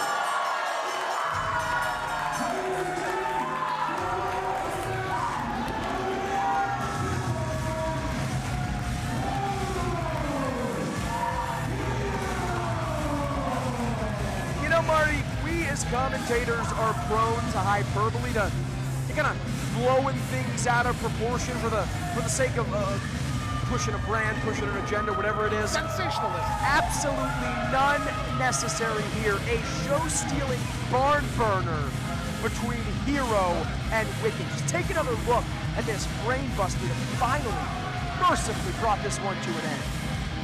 I was wondering how much more either competitor was going to be able to put it out on the map. When I saw Wicked go for that last lap elbow and Koto caught it, I was praying that this would come to a conclusion soon for our safety and the safety of those around us. Take nothing away from Wicked, a gutsy performance.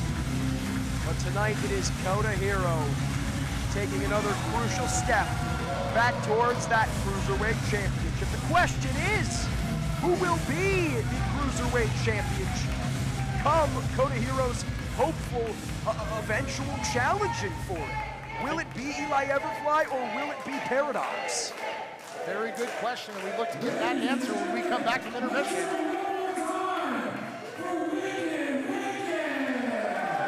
And indeed, at this time, we are going to take a brief, and I mean brief, intermission. We will be back with that Cruiserweight Championship match and our Heavyweight Championship match, so fans, stick with us.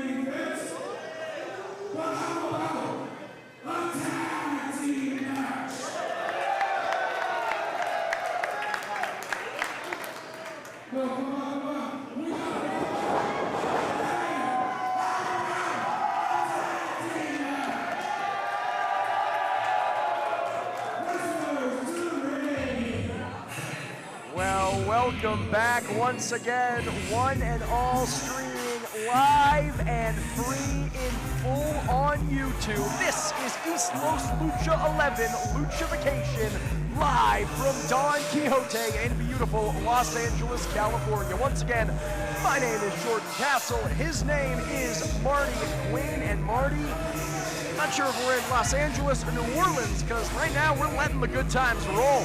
Absolutely, 24K on parade now, having a little bit of a second line through the audience.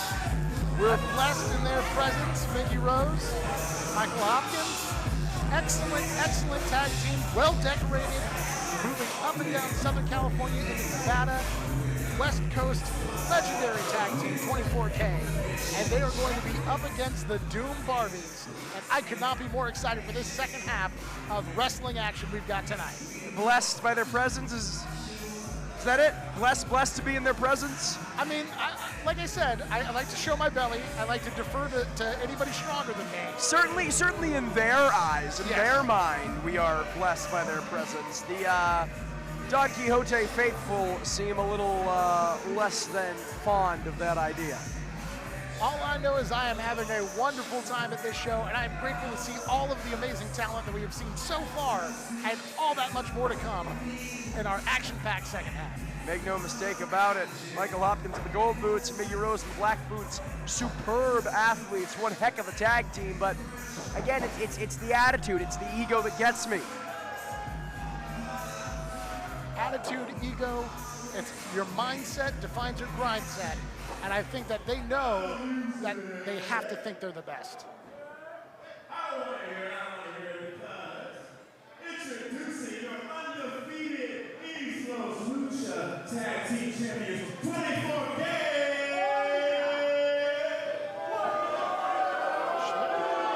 They're undefeated, but they're not the champions. They had one match. Y'all gotta respect the short king, Mickey Rose.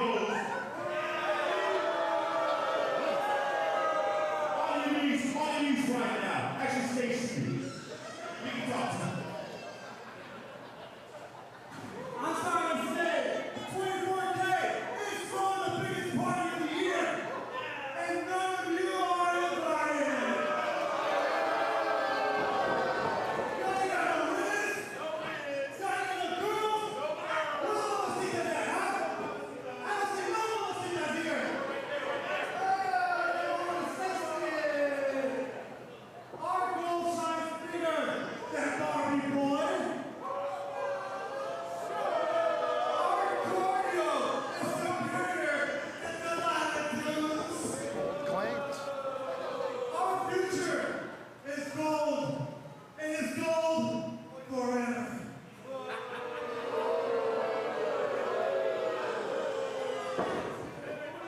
Strong words from a strong team. At least Michael Hopkins is a strong man, having Mickey Rose on his shoulders for that long. Unparalleled confidence from 24K.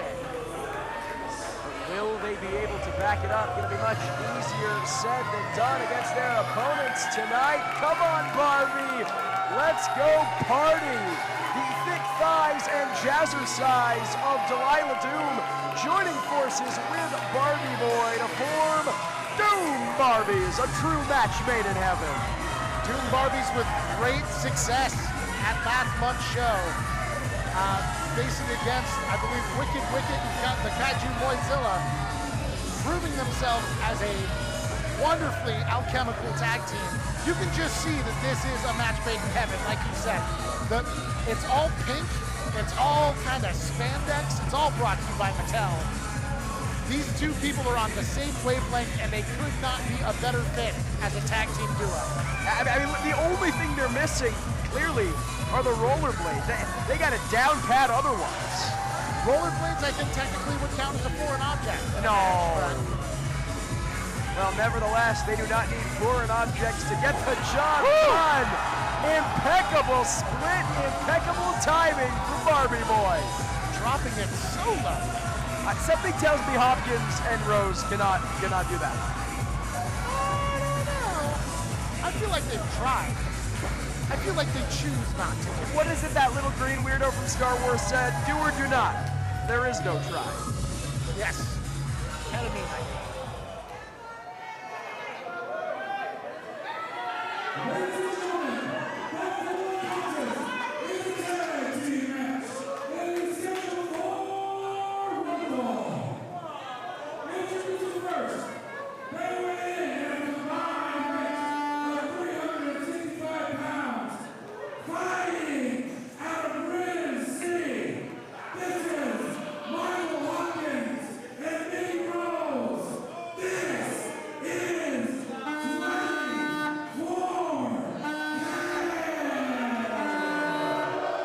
It's a lot of gyration. A lot of saliva. I don't like it. It's wet and thrusting. Oh, jeez.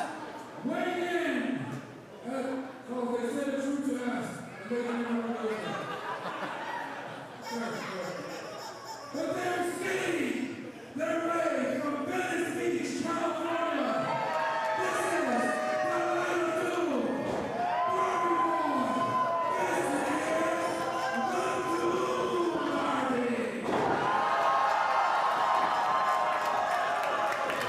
I like it much better than Delilah Boy. If we had to pick a mashup name, a portmanteau name, I think they absolutely nailed it with Doom Barbies. And a lot of thrusting from Barbie Boy as well. I gotta be even. Somehow theirs is PG, or 24K made it PG-13. What was it? Really? Maybe it was the saliva that Who's really to put it. say? Yeah. Barbie Boy and Delilah Doom, the clear crowd favorites here tonight. Of course, their posted weight, their build weight is it's rude to ask, so I have to presume they have the size and mass advantage here. It's tough to say because there are actually some striking similarities between these teams. They both have a larger member, of course, on Doom Barbie's side, it's Barbie Boy. On 24K's side, it's Michael Hopkins. They have a smaller member in the form of Miggy Rose and Delilah Doom, respectively. So some stark similarities, to be sure. Oh, indeed. And it looks like we're off to some sportsmanship. I would not trust this from 24K. I would not trust this as far as I can throw Michael Hopkins, and that is not far. The Barbie Boy and Delilah Doom have been very accepting, very forgiving, and opening people up. And perhaps it will be their Achilles heel. Irish whip, stereo style from 24K, reversed into a stereo atomic drop. You are not seeing double as the two-stepping begins. Big boots from Barbie Boy. A lot of marching already happening in ring. And now, beat double with a huge elbow. Little mush of Michael Hopkins. And just thrusting his entire body on him. Again, the gyrations. All right, we hit PG-13. And now Barbie Boy in control, sending Hopkins across the ring. In fairness, Greta Gerwig's Barbie, starring Ryan Gosling and Margot Robbie, it was also rated PG-13. So I guess that's only seasonally apropos. Fair enough. And much like that movie premiere, they are here to drop bombs on 24K. Oh! Clever offense. Not clever Bridges cover over. here. Oh, so close. So Doom Barbie are clearly the Barbie in this situation. Does that make 24K the Oppenheimer here? Cover once again floats over, suggestively. Only a 2. I think that's a false dichotomy brought on by marketing, but yes, you're absolutely right. 24K is the Oppenheimer. You're not a Barbenheimer guy, man? I'm not a Barbenheimer. Come on. Tag in. Comes Delilah Doom. Delilah Doom, as alluded to by 24K, cardio for days. And Good indeed, luck stopping this train once it gets you're rolling. seeing that cardio come on display. Snapmare, hook of the leg. Only a 2. Almost like a hip toss snapmare, like a very quick and Well, listen, jerky one. Delilah Doom is much taller than Michael Hopkins. She's at a clear disadvantage in terms of size, as you're seeing here off that scoop slam. She needs to innovate. She needs to have a little bit of ingenuity, but it's not enough to stop her here from the double team offense of 24K. Wheelbarrow bulldog, but nobody home. Nobody there. And just like that little green weirdo from Star Wars said, sometimes the size advantage is not as big of a thing. You know, you just gotta look at things. Is that a direct quote? Sometimes the size advantage is not as big of a thing. And then, oh, another Sling blade there. takedown. Sling blade into a fireman's carry. But Miggy Rose able to get him dodged, sends Delilah against the ropes. Wheelbarrow bulldog. That is how it's done. That Cazadora offense, you cannot take Delilah Doom too lightly as she steps it up. Now using Miggy Rose as a makeshift Stairmaster here. Gotta get your steps in. And now underhooking. Maybe going for a tag team partner and husband, tag team partner and husband Eli Everfly's signature murder on Melrose, but instead opting for the star 6'9". Oh, her spin on the tiger feint kick. Calling you right back and uncover. Lila feeling victory on its way, and no luck. She can feel it all she wants. She did not get it. But I think we put the Doom Barbies in a very advantageous position in this first exchange. Frequent tags on display here from the Doom Barbies. That is the name of the game. Barbie Boy with Mickey Rose on his shoulders, uses him as a weapon, a projectile of sorts. Now scoop slamming him onto his own tag partner. Piling them up, the bodies. Delilah Doom getting into position now for this tandem offense. Oh my, a leg drop and a split leg drop. Another cover. Straddle cover once again, but only a 2. Mickey Rose fighting now for breath. Clearly getting the once over. More disrespectful spanking. Is that what you call it? I mean, disrespectful spanking, I think, is as clinical of a term as I give it. Mickey Rose's rear is going to be beat red for his family photo a little bit later on tonight. As Doom Barbie with the repeated knees to the gut. Get those knees up. I don't care how pretty those neon green knee pads are, they do not feel good. Drop kick to the back from Doom, that doesn't feel too good either. Now that you've called the knee pads to my attention, I can't stop looking at them and they are hurting my eyes. Oh, I think that was hurting the throat of Delilah Doom, just deposited on the top rope by Mickey Rose. And her neck snapped back so violently. Mickey Rose here pressing the advantage, but I don't feel good about it at all. Delilah Doom is in a bad way. Yeah, I mean, we've had our fun here talking, making Barbie jokes, making movie jokes. I'm not sure if our cameras caught it, but Michael Hopkins using the scooter for added momentum behind the official's back, and illegal big boot to Delilah Doom, and Mickey Rose going to capitalize. Now, he didn't make contact with the scooter, but that is definitely on the questionable end of, questionable end of legality. It's not that he made contact with the scooter, it's that he used the scooter for added momentum. There's no way Michael Hopkins could run that fast with that much power behind his kick without the scooter. Seems like a gray area, and this is a match all about black, gold, and pink. And then neon yellow. And a little bit of blue, perhaps. Yeah. And Mickey, the gyrations have got to stop. That's just R-rated. Again, there's something lascivious about 24K. That's wholesome when presented by the Again, they are Oppenheimer. They are R-rated. As Delilah Doom tries to fire back with gut shots of her own, just gets stomped halfway through to Sunday through that spine. And now Doom sent into the corner. This is not a great place for her to be. Michael Hopkins, enemy territory. The proverbial wrong side of town. Another scoop slam deposits her on the mat. And now once again going for that wheelbarrow leg drop. This time it lands. Hopkins with a cheap shot to Barbie Boy into the cover. 1 and 2 and no such luck. Delilah Doom, again, very hard to put down for the count. That cardio, that heart, as long as that heart is beating and air is going through those lungs, she's always got a fighting chance. Delilah perhaps facing her doom here tonight as again, the Mattel-laden back just gets stomped by Michael Hopkins. Hopkins, again, just taking his time, sizing Doom up, picking his spots and getting those kicks in, keeping her away from the corner to make that tag. Hopkins clubbing blows to the back of Delilah Doom. And again, I mentioned it about Doom Barbies. It bears repeating with 24K. Got to give the Devils their due.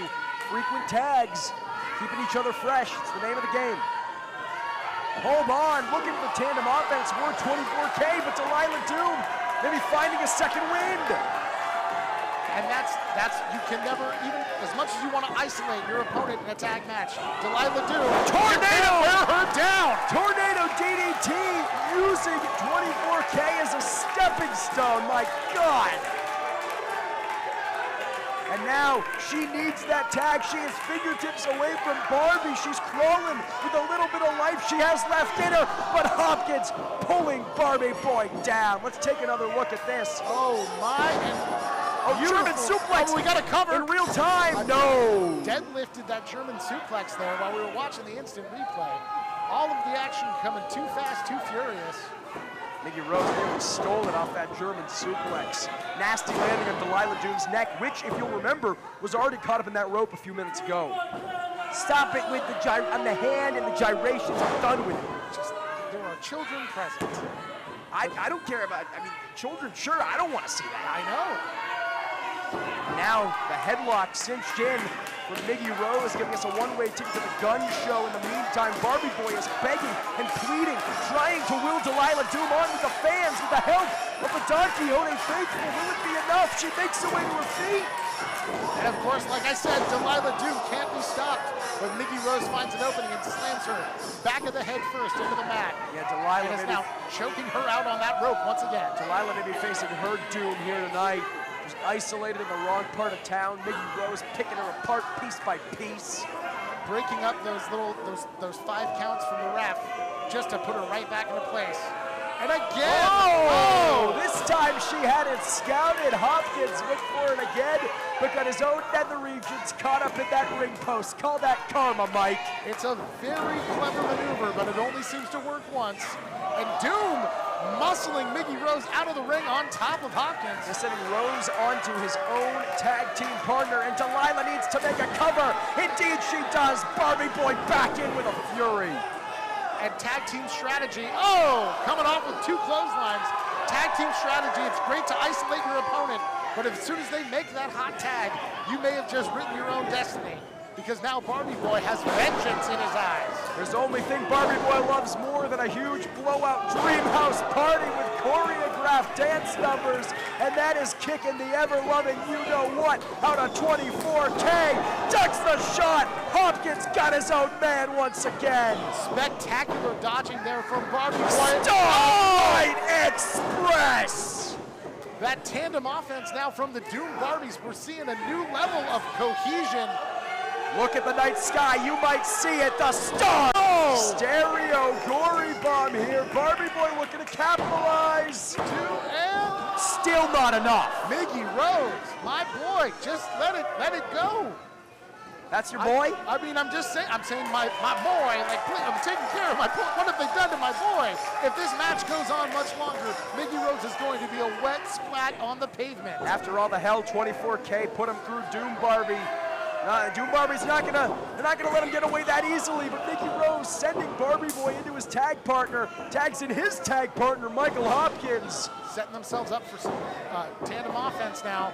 Delilah Doom in a bad way coming off that top. Come on, kissing her, super kicking her. This is sick. Cannot spend this time gyrating, boys. And indeed, you're gonna pay for it. A flurry of forearms and slaps from Barbie Boy. Following it up with a Dream House. But caught with the tandem Russian leg sweep. This has gotta be it. This is, oh my goodness. Broken up at the last possible second by Delilah Doom. You gotta think if Delilah didn't pick her spot perfectly, Barbie Boy would be down for the count. Again, I don't know if there's decisions being made or just instincts being activated. I think Delilah heard the count, knew her partner was in trouble, and just flinched and reacted.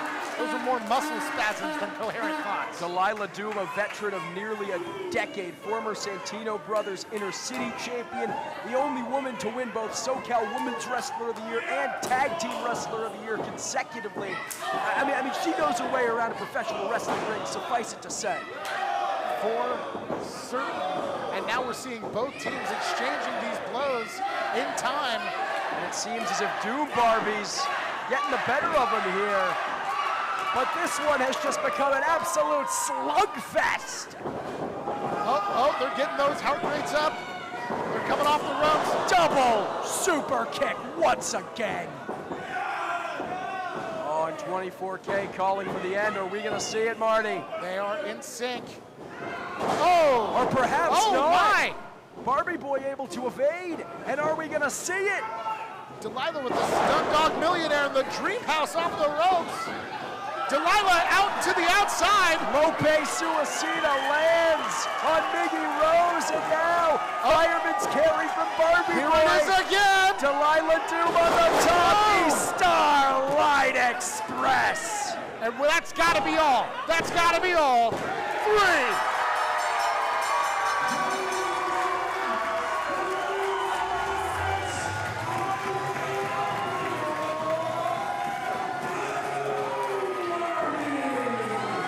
Suffice it to say, my friend, Doom Barbies are indeed enough.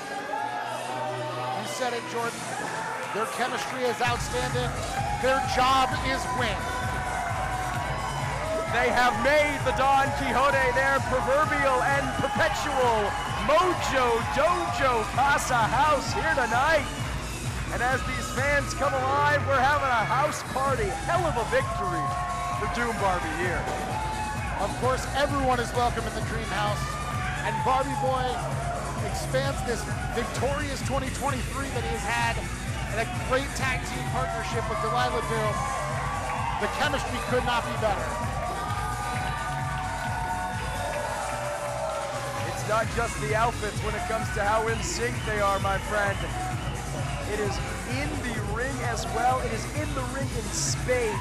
Huge victory against 24K, stopping every nefarious bending and breaking of the rules at every possible turn. You can just tell their worldviews really line up.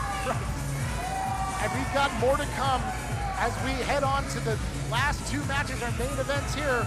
We have title defenses. First, we are going to see the. I'm sorry. Look at this. Is picture perfect. I'm sorry to cut you off, but these two are specimens. They are specimens, and they are well loved by the fans. Go ahead, my friend. That's quite all right. We've got the East Coast Lucha Cruiserweight Championship match coming up next. We're going to see Eli Everfly defend the championship against Paradox, and of course, our main event, a triple threat, no DQ match. Chris Nasty defending against both Blood Eagle and avenging Doble Cara. We've got so much more to come. We're going to send it over to Pinky Santino to introduce. Hold on. Oh. That's Enoch the Enlightened. What?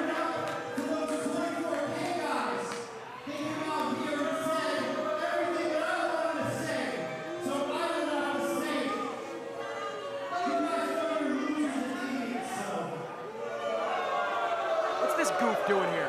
This is not on our program, though. You stuck your nose in my business. And since then, I've looked everywhere for the perfect person that would come and destroy you here at East Coast in front of all your friends, all your family, in front of your wife, in front of everybody. And I found him. I found the perfect person. Every bit as good, if not better, than Eli. Younger, stronger, faster.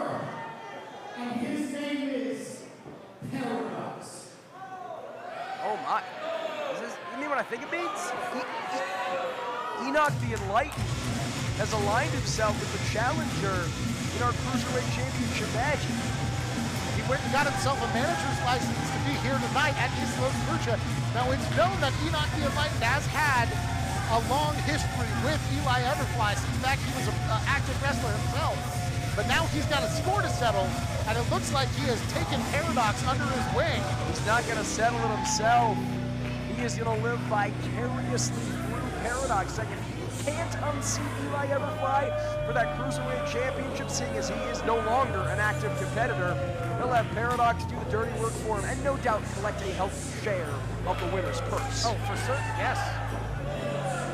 And quite a weapon he has picked out. Paradox, no slouch. Current LAW Light Heavyweight Champion. AWS State Championship winner just last night.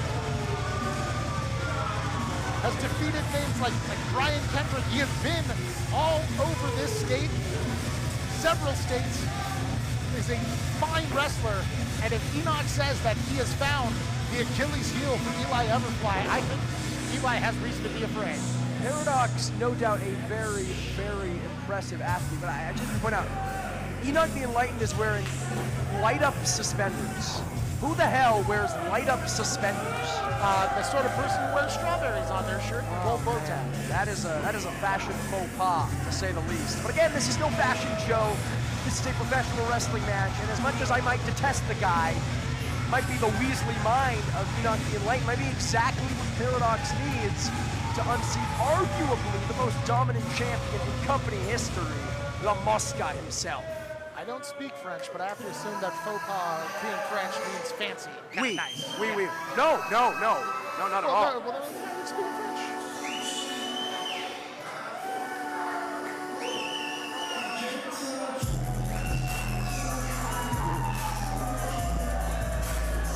Once again, the bass has dropped. And I am feeling electrified and tingled. Oh, I'm sitting on a wire. Hey,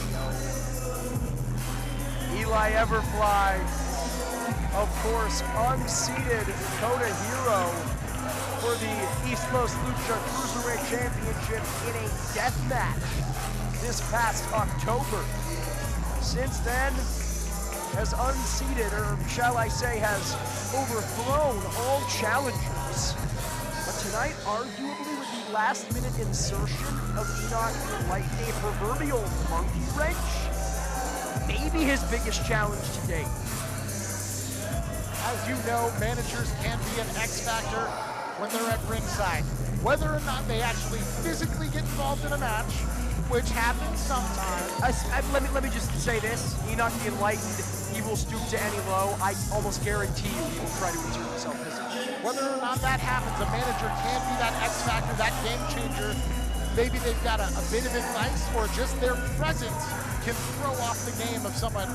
We'll see if Eli Everfly is as unflappable as he's proven so far. Eli Everfly, the 2017 SoCal Wrestler of the Year.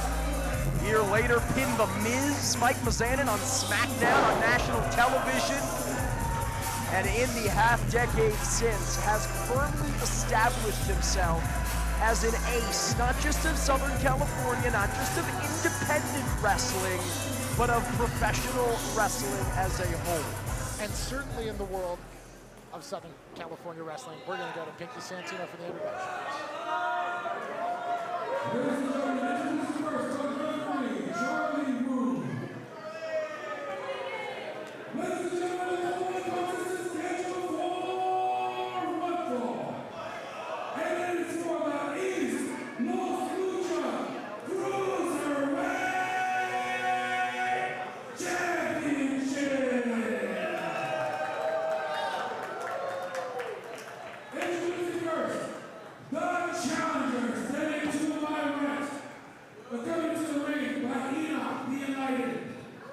He is fighting out of the darkest side of paradise. This is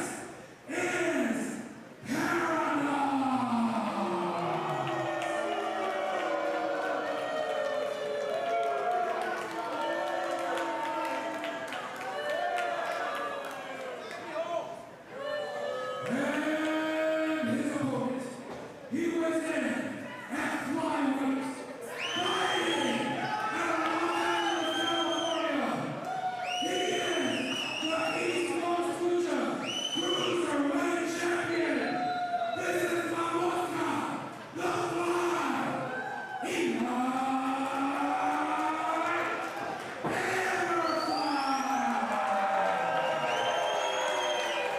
You know, there's a lot of theatrics when it comes to the entrance and the introduction of Eli Everfly, the mask, the green tongue, but if you've never seen this man wrestle before, suffice it to say, he is not just called the Fly because of those aesthetics. This man can fly around the ring unlike anything you've ever seen. Truly, the eccentricities are not the only reason why he's earned that name. But I think that you're in for a surprise if you want to limit him to just being a high flyer, a quick mover, a light on his feet kind of guy. Because Eli Everfly will take it to that deranged second place. He is also reckless with his body. He's courageous when he's facing challenges above and beyond his normal weight class. And I'm excited to see how he faces off against Paradox, who Enoch says is like a younger, faster, stronger version of himself. Of Enoch or of Eli? Of Eli. Oh, thank goodness, because if it was a younger version of Enoch, then this would be a very short match. I still said faster and stronger, but yeah, you're probably right.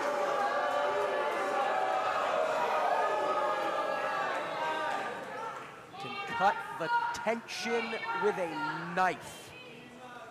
Oh, show of respect, perhaps.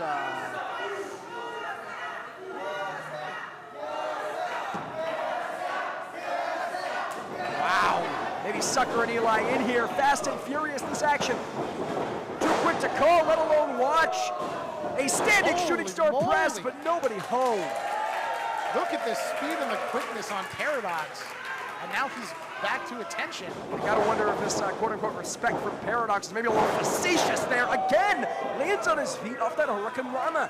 Every piece of signature Eli Everfly offense in the early going, Paradox has had an answer for, but perhaps that trend ends now.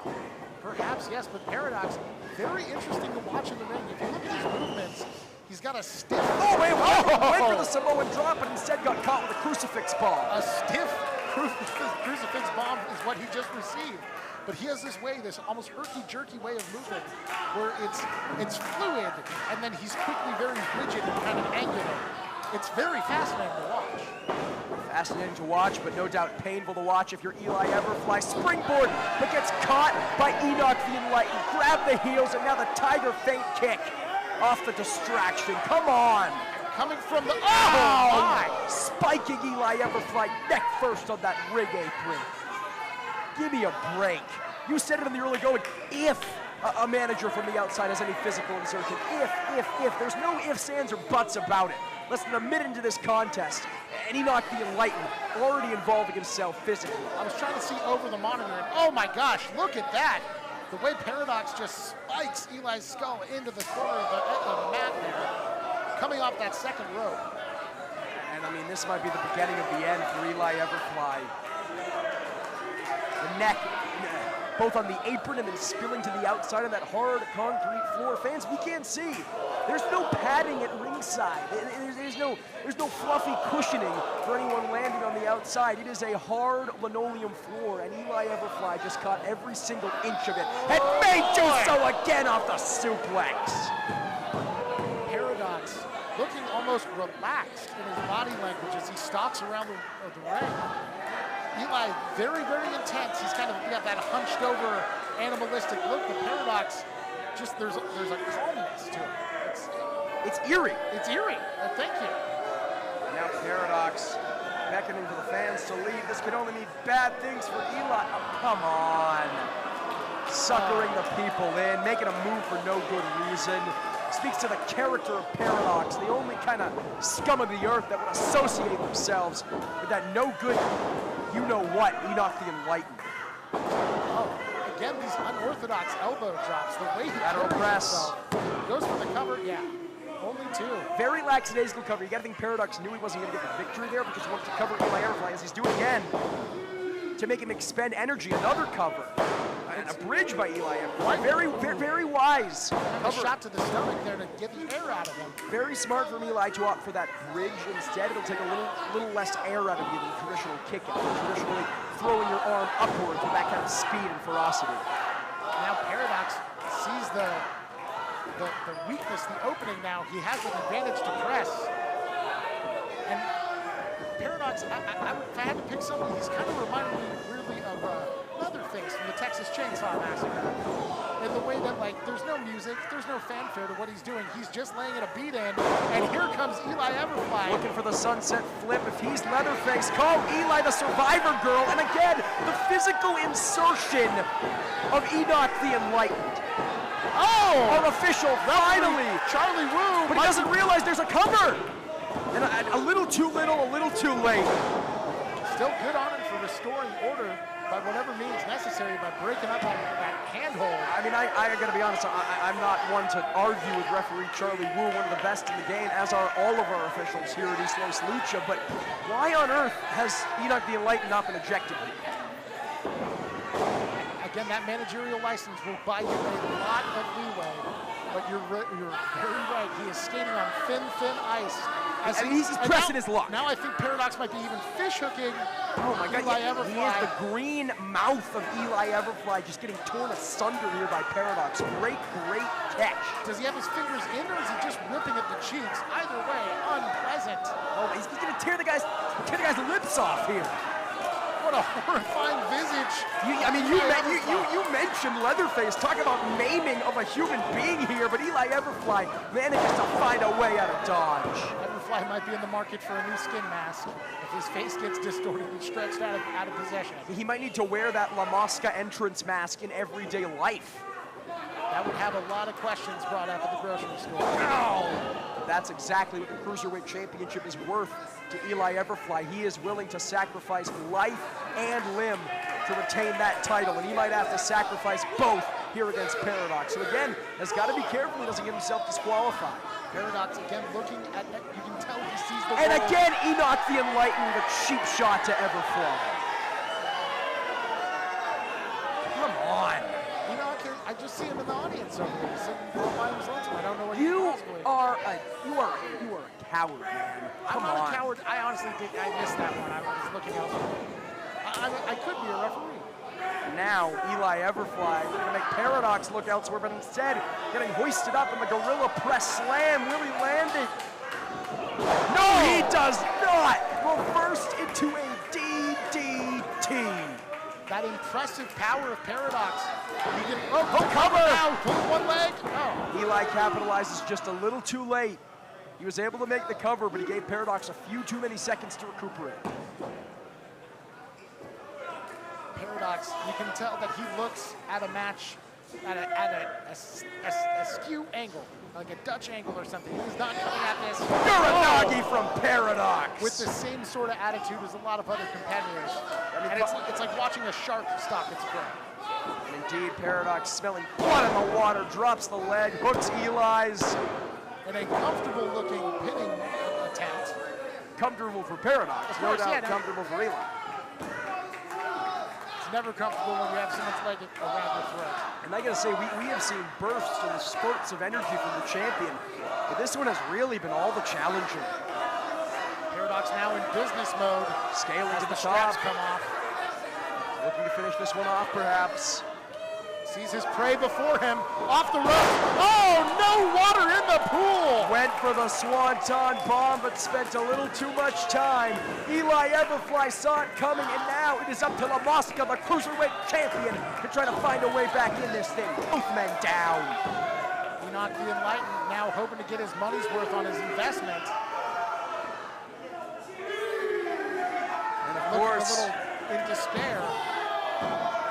if this match does end in a double count out, easy for me to say, per champion's advantage, Eli would retain the Cruiserweight title. But after this, if there's such a personal issue with Enoch the Enlightened, you know that is not the way he wants to win this one. Oh, for certain. I don't think Enoch would give up at this point. He'd send more goons after him. And of course, any champion, it's great to get the win, but it's even better when you have a record you can be proud of. And Eli Everfly hoping to add another W to that record, sent into the ropes. Wheelbarrow Stunner. Excellent Cazadora offense. The Lucha Libre background. And like you said, Eli Everfly, he can fly. Springboard cutter, indeed, he can fly, and you just saw it, but he has to crawl. He has to make the cover. And is it enough? It is not. He can fly. He can do the Lucha Libre things. He knows ground holds submissions. He is a striker. He is absolutely a full package player. But I'm sorry to cut you off, but Enoch the Enlightened just pulled Paradox outside of the ring. Are they calling it quits here? What's going on? I think he might just have some words of encouragement here as Eli Everfly. Well, he just put himself in the splash zone and call that karma. The glasses fly right off the face of Enoch the Enlightened. And it couldn't happen to a nicer guy.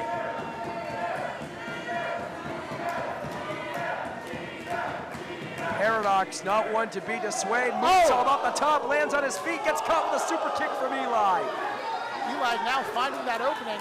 Maybe he'll pay him back just in time there. These are two, like we said, very well paired off opponents. Enoch has picked somebody who's like a dark reflection of Eli Everfly. A shadow self, the bizarro Eli Everfly, but now perhaps you're right, Marty. Eli saying, you want a moonsault? That's how it's done! Gorgeous moonsault from the second rope. Beautiful arc. Acai variation. But Eli Everfly has to capitalize. The only way he can win this one is in the ring as we take another look at that moonsault. And I'm not sure if our cameras caught it, but in real time, I think Eli Everfly just gave Enoch the Enlightened a face full of beer. Again, the camera, I didn't see it. The camera, I don't know. And I'm not Charlie Wu, so it's not important for me to see that. Again, Enoch the Enlightened is not a registered competitor. He can hit him with beer all he wants. That is fair, yes. And I would like to see it, but I would like to see Eli retain more. Hook of the leg. No. And Eli Everfly He has had a gutsy defense thus far. He has taken everything that not one, but two men have to throw at him. And he has not just survived, but thrived, and yet still, Paradox finding it within himself to kick out. These championship matches, whether you're fighting to take the title or to defend that title, it escalates everything. It brings up a level of pride and determination that you don't normally see. And Eli Everfly is here to rise to the occasion. Maybe thinking murder on Melrose, butterflies the arms, but Paradox able to evade. Kick to the gut. The apocalypse. Butterfly of his own. Two quick kicks. Left and right, a back fist from Everfly. But again gets caught by Paradox. Forearm to the face, chop to the chest, elbow to the chin. Another chop for good measure, double tapping him there. Teeing off on Eli Everfly. Irish whip there gets reversed by Everfly, bounces off the ropes, Wow! clubbing, slingshot lariat. What a rebound from Paradox. Now he's getting himself psyched up. He's getting pumped. He's trying to plan out his next move. I think he wants to hit that Apocalypse pile driver. We might be seeing a new Cruiserweight champion. We talk about the similarities between these two men. Everfly with the twisting escape. Goes in through. Wheelbarrow sunset flip could be enough, no! Oh my God, on the corner of your screen, you saw it. Enoch the Enlightened Clock and Eli Everfly. I believe, was that with the championship? Was that with a chair? I didn't catch what it was, but it's throwing the champion for a loop here. As far as I can tell, Enoch is still looking for his glasses. I don't know what he's... Spine Buster Powerbomb! The cover attempt. New champ! No! Paradox putting in a great show.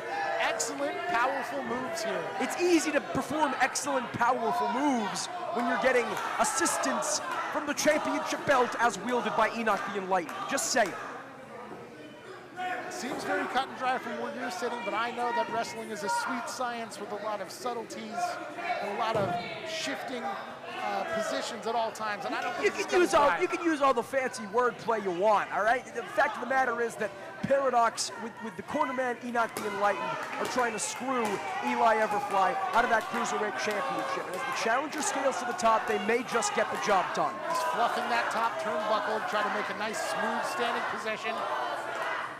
And if he can get his footing where he needs it to be, he can come crashing down and walk out of here with a new title. But Everfly, seemingly out of nowhere, finds that second gust. That rolling heel kick, that bad taste kick.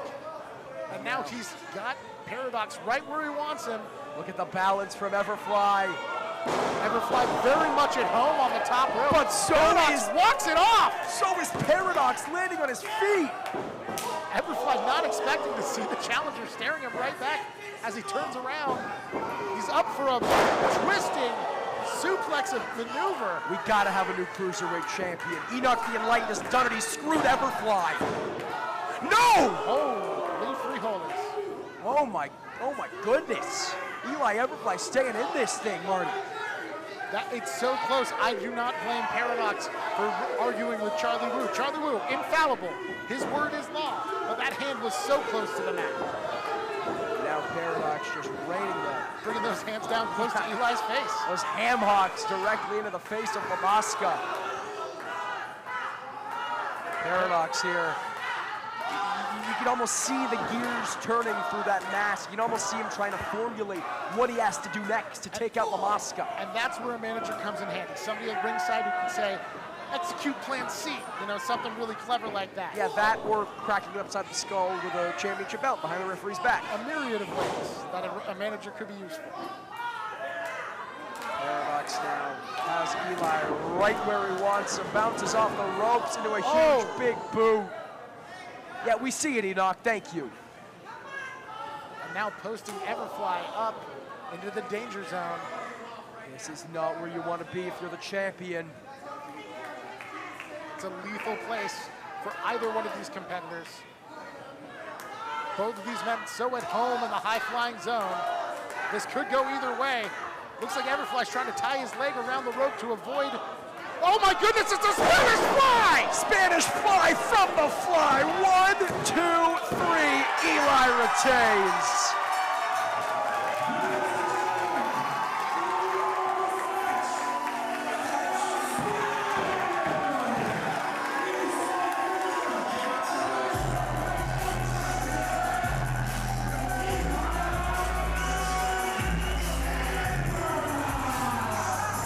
You know, mind-blowing maneuver and instant replay here. That Spanish fly was gorgeous.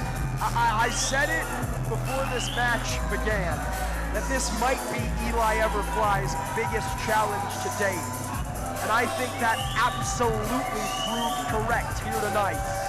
Withstanding the onslaught of Paradox, withstanding the interference of Enoch the Enlightened, nearly a full calendar year under his belt as Cruiserweight Champion, and showing absolutely no sign of stopping. Absolutely right. He picked up the belt in October of last year. At our next show, October 8th, Lucha de los Muertos.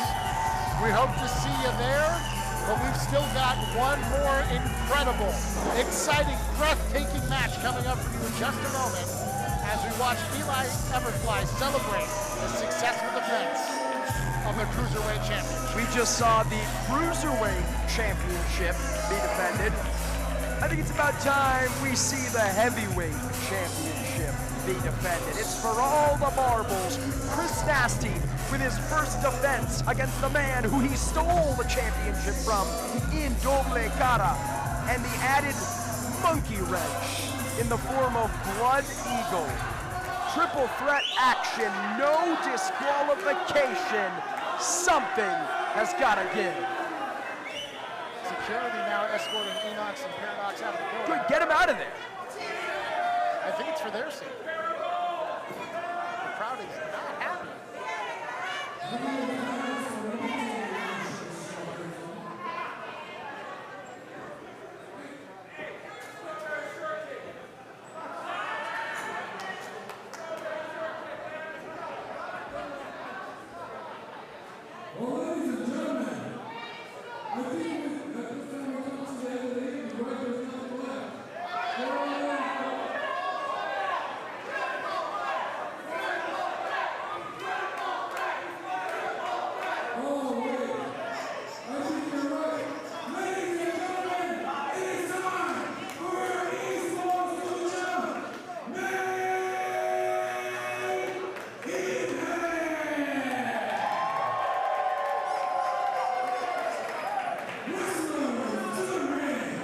Now, Marty, you were on the call back at East Los Lucha 10, Kick-Ass Lucha. You had the best seat in the house for that Super Libre matchup where Chris Nasty dethroned Doble Cara. Can you attest to the brutality of that contest? I've seen a lot of vicious wrestling matches in my day. I've seen a lot of them in person, but I will definitely say that Super Libre made me sick to my stomach.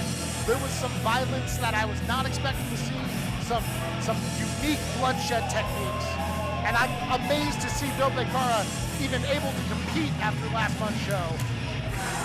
And you can tell that he has a score to settle and wants to take a bite out of Chris Nasty after what he did. Bite metaphorically or literally? I mean, this is also a no DQ match. I would not put it past any of these competitors to go below the belt to find some unique offense, as it were. Well, and just think about that. Super Libre available to watch for free on this very same YouTube channel, fans, was as brutal as it was. Now, Doble Cara is a man with nothing to lose. How much more dangerous is this match going to be, knowing just that? Well, the difference is between nothing to lose and everything to lose. I think he's got a new lease on life after being stripped of that belt.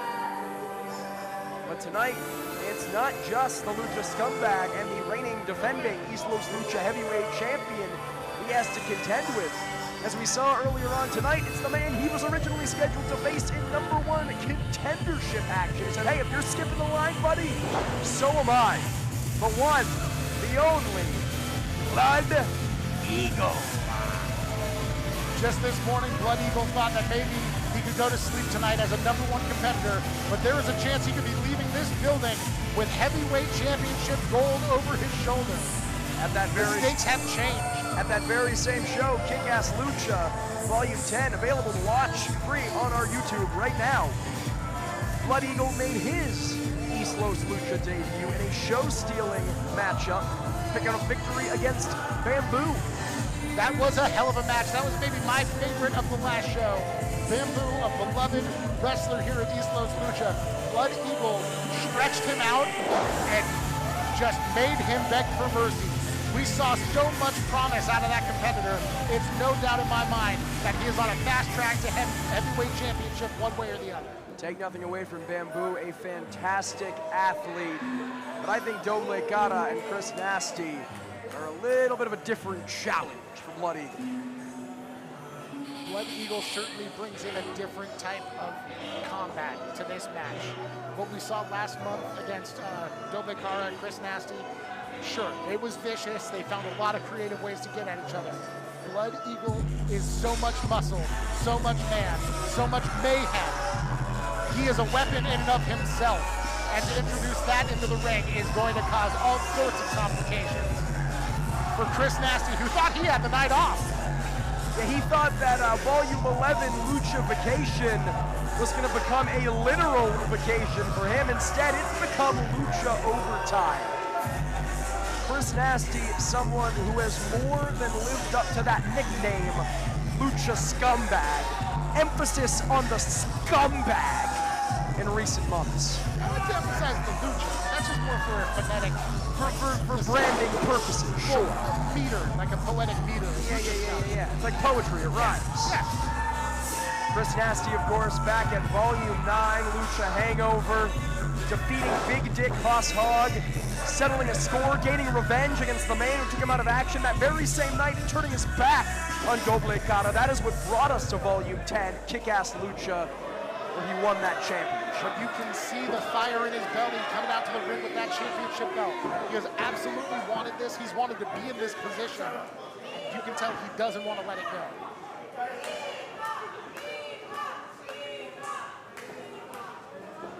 Ladies and gentlemen, this is your East Coast Lucha Vacation main event.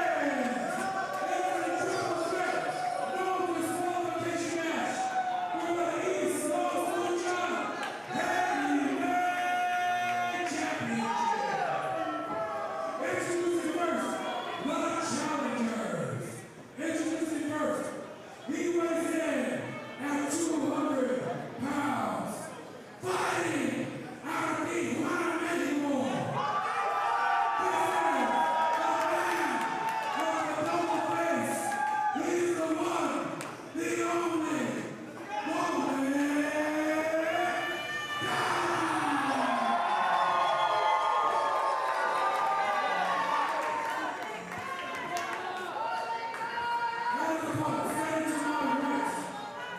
he weighs in at 210 pounds, fighting out of South Central Los Angeles.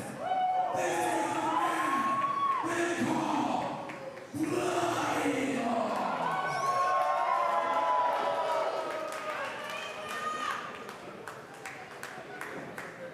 And the champion, he weighs in at 205 pounds, fighting out of California.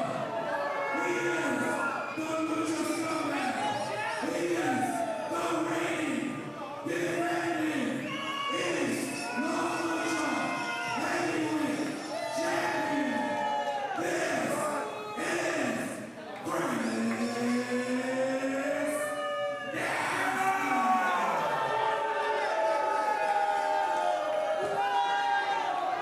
Will Chris Nasty's heavyweight championship reign go down in history as a flash in the pan? Or is this just the beginning of the era of the Lucha Scumbag? Tonight, we find out. Excellent question. His title is already at such risk, having to fend off two competitors here, and it will be a great first victory for him if he can walk away with that title. It will also be a fabulous return to the championship for Doble Cara if he's successful. It will be a meteoric ascent for Blood Eagle, who just debuted last show and would find himself in the championship match. There's so much at stake here. I cannot wait to see how all of this unfolds. And everybody here is a threat. Hold on, it seems like Blood Eagle and Doble Cara Perhaps, Blood Eagle, I should say, perhaps trying to convince Doble Cara for a double team here on Chris Nasty. The enemy of my enemy is my friend. I mean, an argument could be made that nobody is your friend in a triple threat match like this. Because certainly. absolutely, you can betray anyone any second. You know, the interesting thing about these triple threat matches, these trios matches, is that there are temporary alliances. Keyword temporary. You might team with Blood Eagle if you're Doble Cara. You might team with Doble Cara if you're Blood Eagle, but you know it's not going to last. And indeed, it's not lasting here as Blood Eagle sent against the ropes, but catches Doble Cara with a huge shoulder blow. Blows exchanged between all parties so far. Blood Eagle looks to be in the catbird seat starting off. Now Blood Eagle cut across the skull with a super kick from Nasty. Did you hear that? That was thunderous and lightningful. And Nasty's not done. Wow! Over the top! And lands on his feet. Everything coming up Millhouse for Chris Nasty. Listen, I don't like Chris Nasty personally. That much is clear. But I mean, to disregard his athletic prowess is a fool's errand. Sending Blood Eagle into that post and careening into our fans at ringside here. Very wisely focusing on Doble Cara alone, isolating the ring to him in one of his two challenges. Doble Cara, again, like a snake in the grass, he has impure thoughts about what he wanted to do to Chris Nasty here. That we could tell at the Super Lucha last show, he had a lot of sinister plans. Oh, quick turnaround from Chris Nasty with a spinning lariat. And now Doble Cara down, maybe for a cover. No, Chris Nasty instead looking to administer more punishment, or instead send Doble Cara outside the ring. But don't look behind you, Chris. You might not like the view. Now Nasty and Blood Eagle, the two competitors standing in the ring. Blood Eagle looks to hip toss him, but gets it reversed. Instead gets a Lucha arm drag from the Lucha scumbag. Oh my goodness, Chris ascending Blood Eagle like a jungle gym. That was the same metaphor I thought of. And now, wow! Great minds Excellent. think alike, and it is the mind of Blood Eagle that just got tornado DDT. A beautiful springboard off that top rope. Almost like an Arabian press style DDT. Chris Nasty, Lucha scumbag, very inventive, very innovative. Nothing innovative about a super kick to the gut, but it is certainly effective. Blood Eagle and Doble Cara are finally teaming up, and it is nothing good for Chris Nasty. Stereo hip toss, stereo sit-out drop kick. Just those kicks to the breadbasket would be enough to have Cover. him vomiting blood. And a cover, but of course Doble Cara's not going to let him have it that easy. He wants it for himself. Yeah, again, this is what you mentioned, those temporary alliances. You can team together for a move or two, for a flurry of moves against the champion, but it's all going to break down before it really begins. You got to keep your head on a swivel. That fist that's punching right alongside could be an elbow 1 second later. God, I think the head of Doble Cara might be on a swivel after that. It might be off a swivel, excuse me. That chop came right through my headphones. It was a piercing sound. Oh! That one sounded like a gunshot. There is violence aplenty happening in this ring right now. Doble Cara down to one knee. You know, I feel like traditionally with Lucha Libre, there's sort of a stereotype of these smaller, maybe more frail individuals, the cruiserweight type wrestlers, if you will. Doble Cara and Blood Eagle are the alpha males of Lucha Libre professional wrestling. Suffice it to say, For certain. absolute mastodons. Yeah. And Blood Eagle is the epitome of that description. He is a meat mountain. He is a big old beef factory. So he's a horse. And he just sent nearly 300 pounds of his body into Doble Cara, ducks the shot, waist lock into a German suplex. German suplex plants Doble Cara vertically, but now he's back with a fire in his belly. Back suplex there, but again, Blood Eagle up to his feet immediately. What the hell are these guys made of? Finally, the double clothesline takes him down. Warriors just screaming their bloody oaths at one another. And Chris Nasty's gonna pick the bones. That is that opportunist nature. But you know what? Opportunity knocks, baby. You better answer. This is a champion. This is the prestigious champion that we're all so honored to be in the presence of. Championship takes many forms, and that quick thinking is just as important as anything else. That creativity is necessary.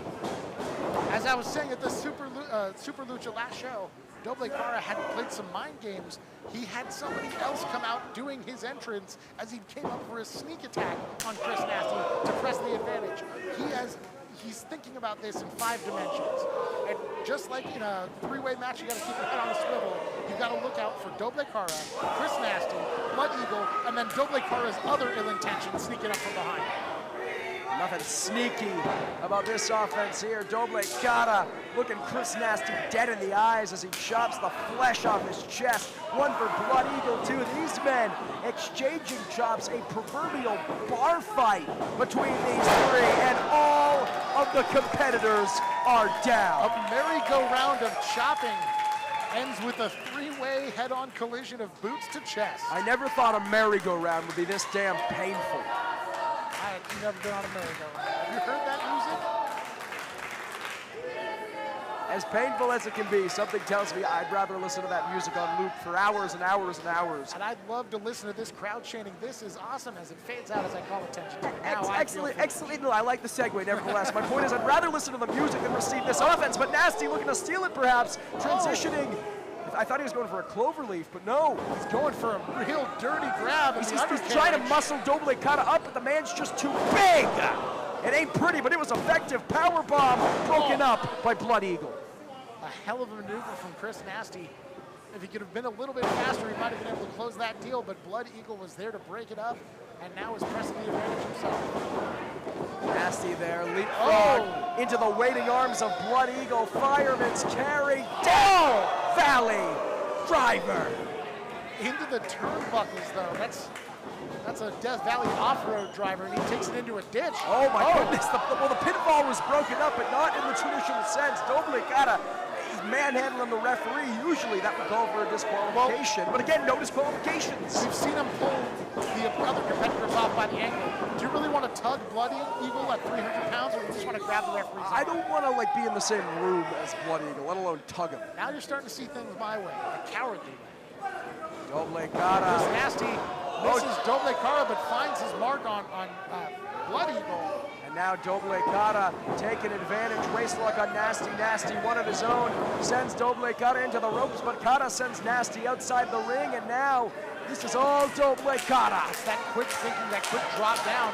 Now Doble Cara stands tall in the ring and uses that advantage from up high to, went for the tope suicida, but instead got a face full of chair. I mentioned it earlier, very comfortable to sit in. If you join us on October 8th for Lucha de los Muertos, not so comfortable to get cracked in the skull with, and not so comfortable to get thrown into. Take another look at this. Yeah, they don't call it a tope easy safe thing.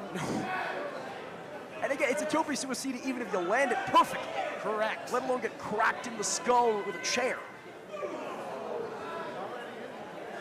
Blood Eagle now trading elbow strikes with Chris Nasty. It seems like Doble Cara is escaping, trying to find a moment of reprieve perhaps. Doble Cara, wise move to size up both of these competitors. Blood Eagle, I mean, you mentioned Texas Chainsaw Massacre a little bit earlier on tonight. Blood Eagle truly like a horror movie villain stalking his prey here, Marty. Yeah. He's got that kind of unflinching. Oh my God! Oh boy! Doble Cara is atop the balcony. He's not gonna do this. How did he get up there? No, Doble, come on! The insanity! Viva la East Los Lucha! Goodness gracious! Folks, you absolutely want to be here for this, coming off of that balcony and to crashing into everybody.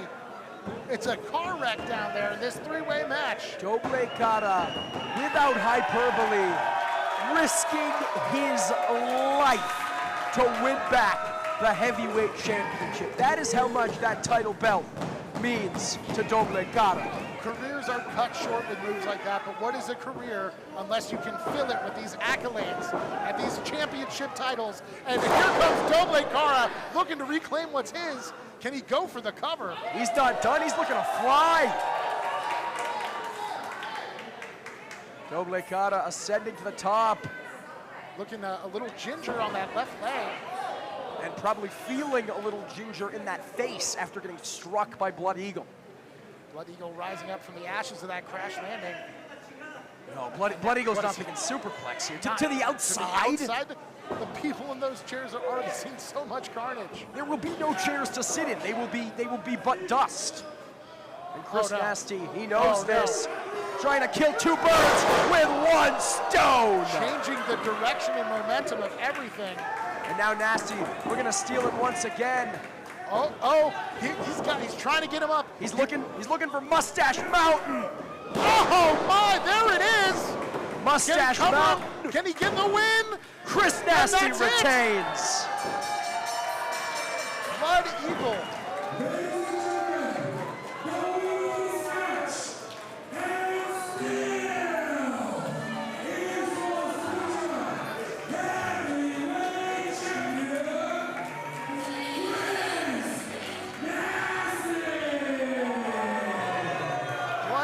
Still laid out from that superplex Tower of Doom, opening it up for Chris Nasty to lay Mustache Mountain right on Doble Cara and get that 3 count while his fingertips were just a millimeter away from a rope break.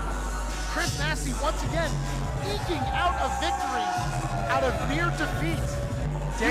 You can say he cheated, you can say he stole and manipulated his way there, but a pin is a pin, and Chris Nasty retains the championship. A pin is a pin and a win is a win. Deja vu, Marty. Chris Nasty saying that he told us all, and indeed, gotta give the devil his due. Nasty retains for the second time this summer. Chris Nasty has pinned Doble Cara in Don Quixote. Once again, I told every single one of you that his Nasty's wrong all day, and still, your East Coast heavyweight champion.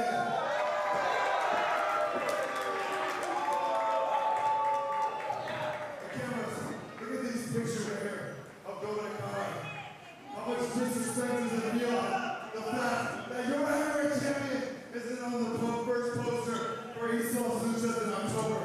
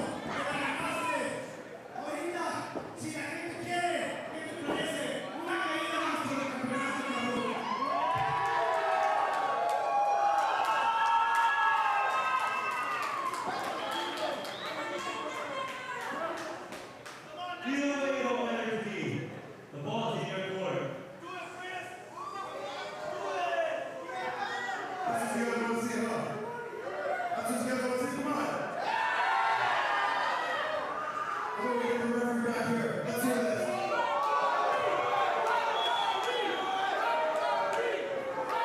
Let's hear them kiss my ass like I do it. Screw it. I'll see you on October. I knew it. I knew it was too good to be true. Chris Nasty not accepting this last-minute challenge.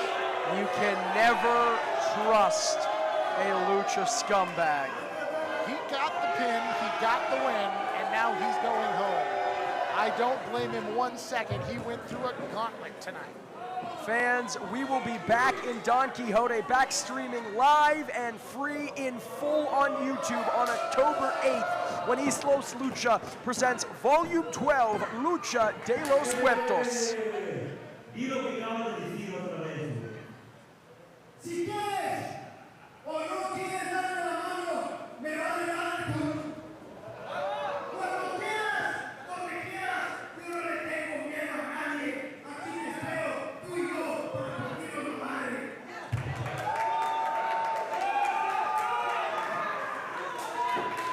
Until then, for Marty Quinn, my name has been Jordan Castle. We thank you so much for joining us, and we will see you next time.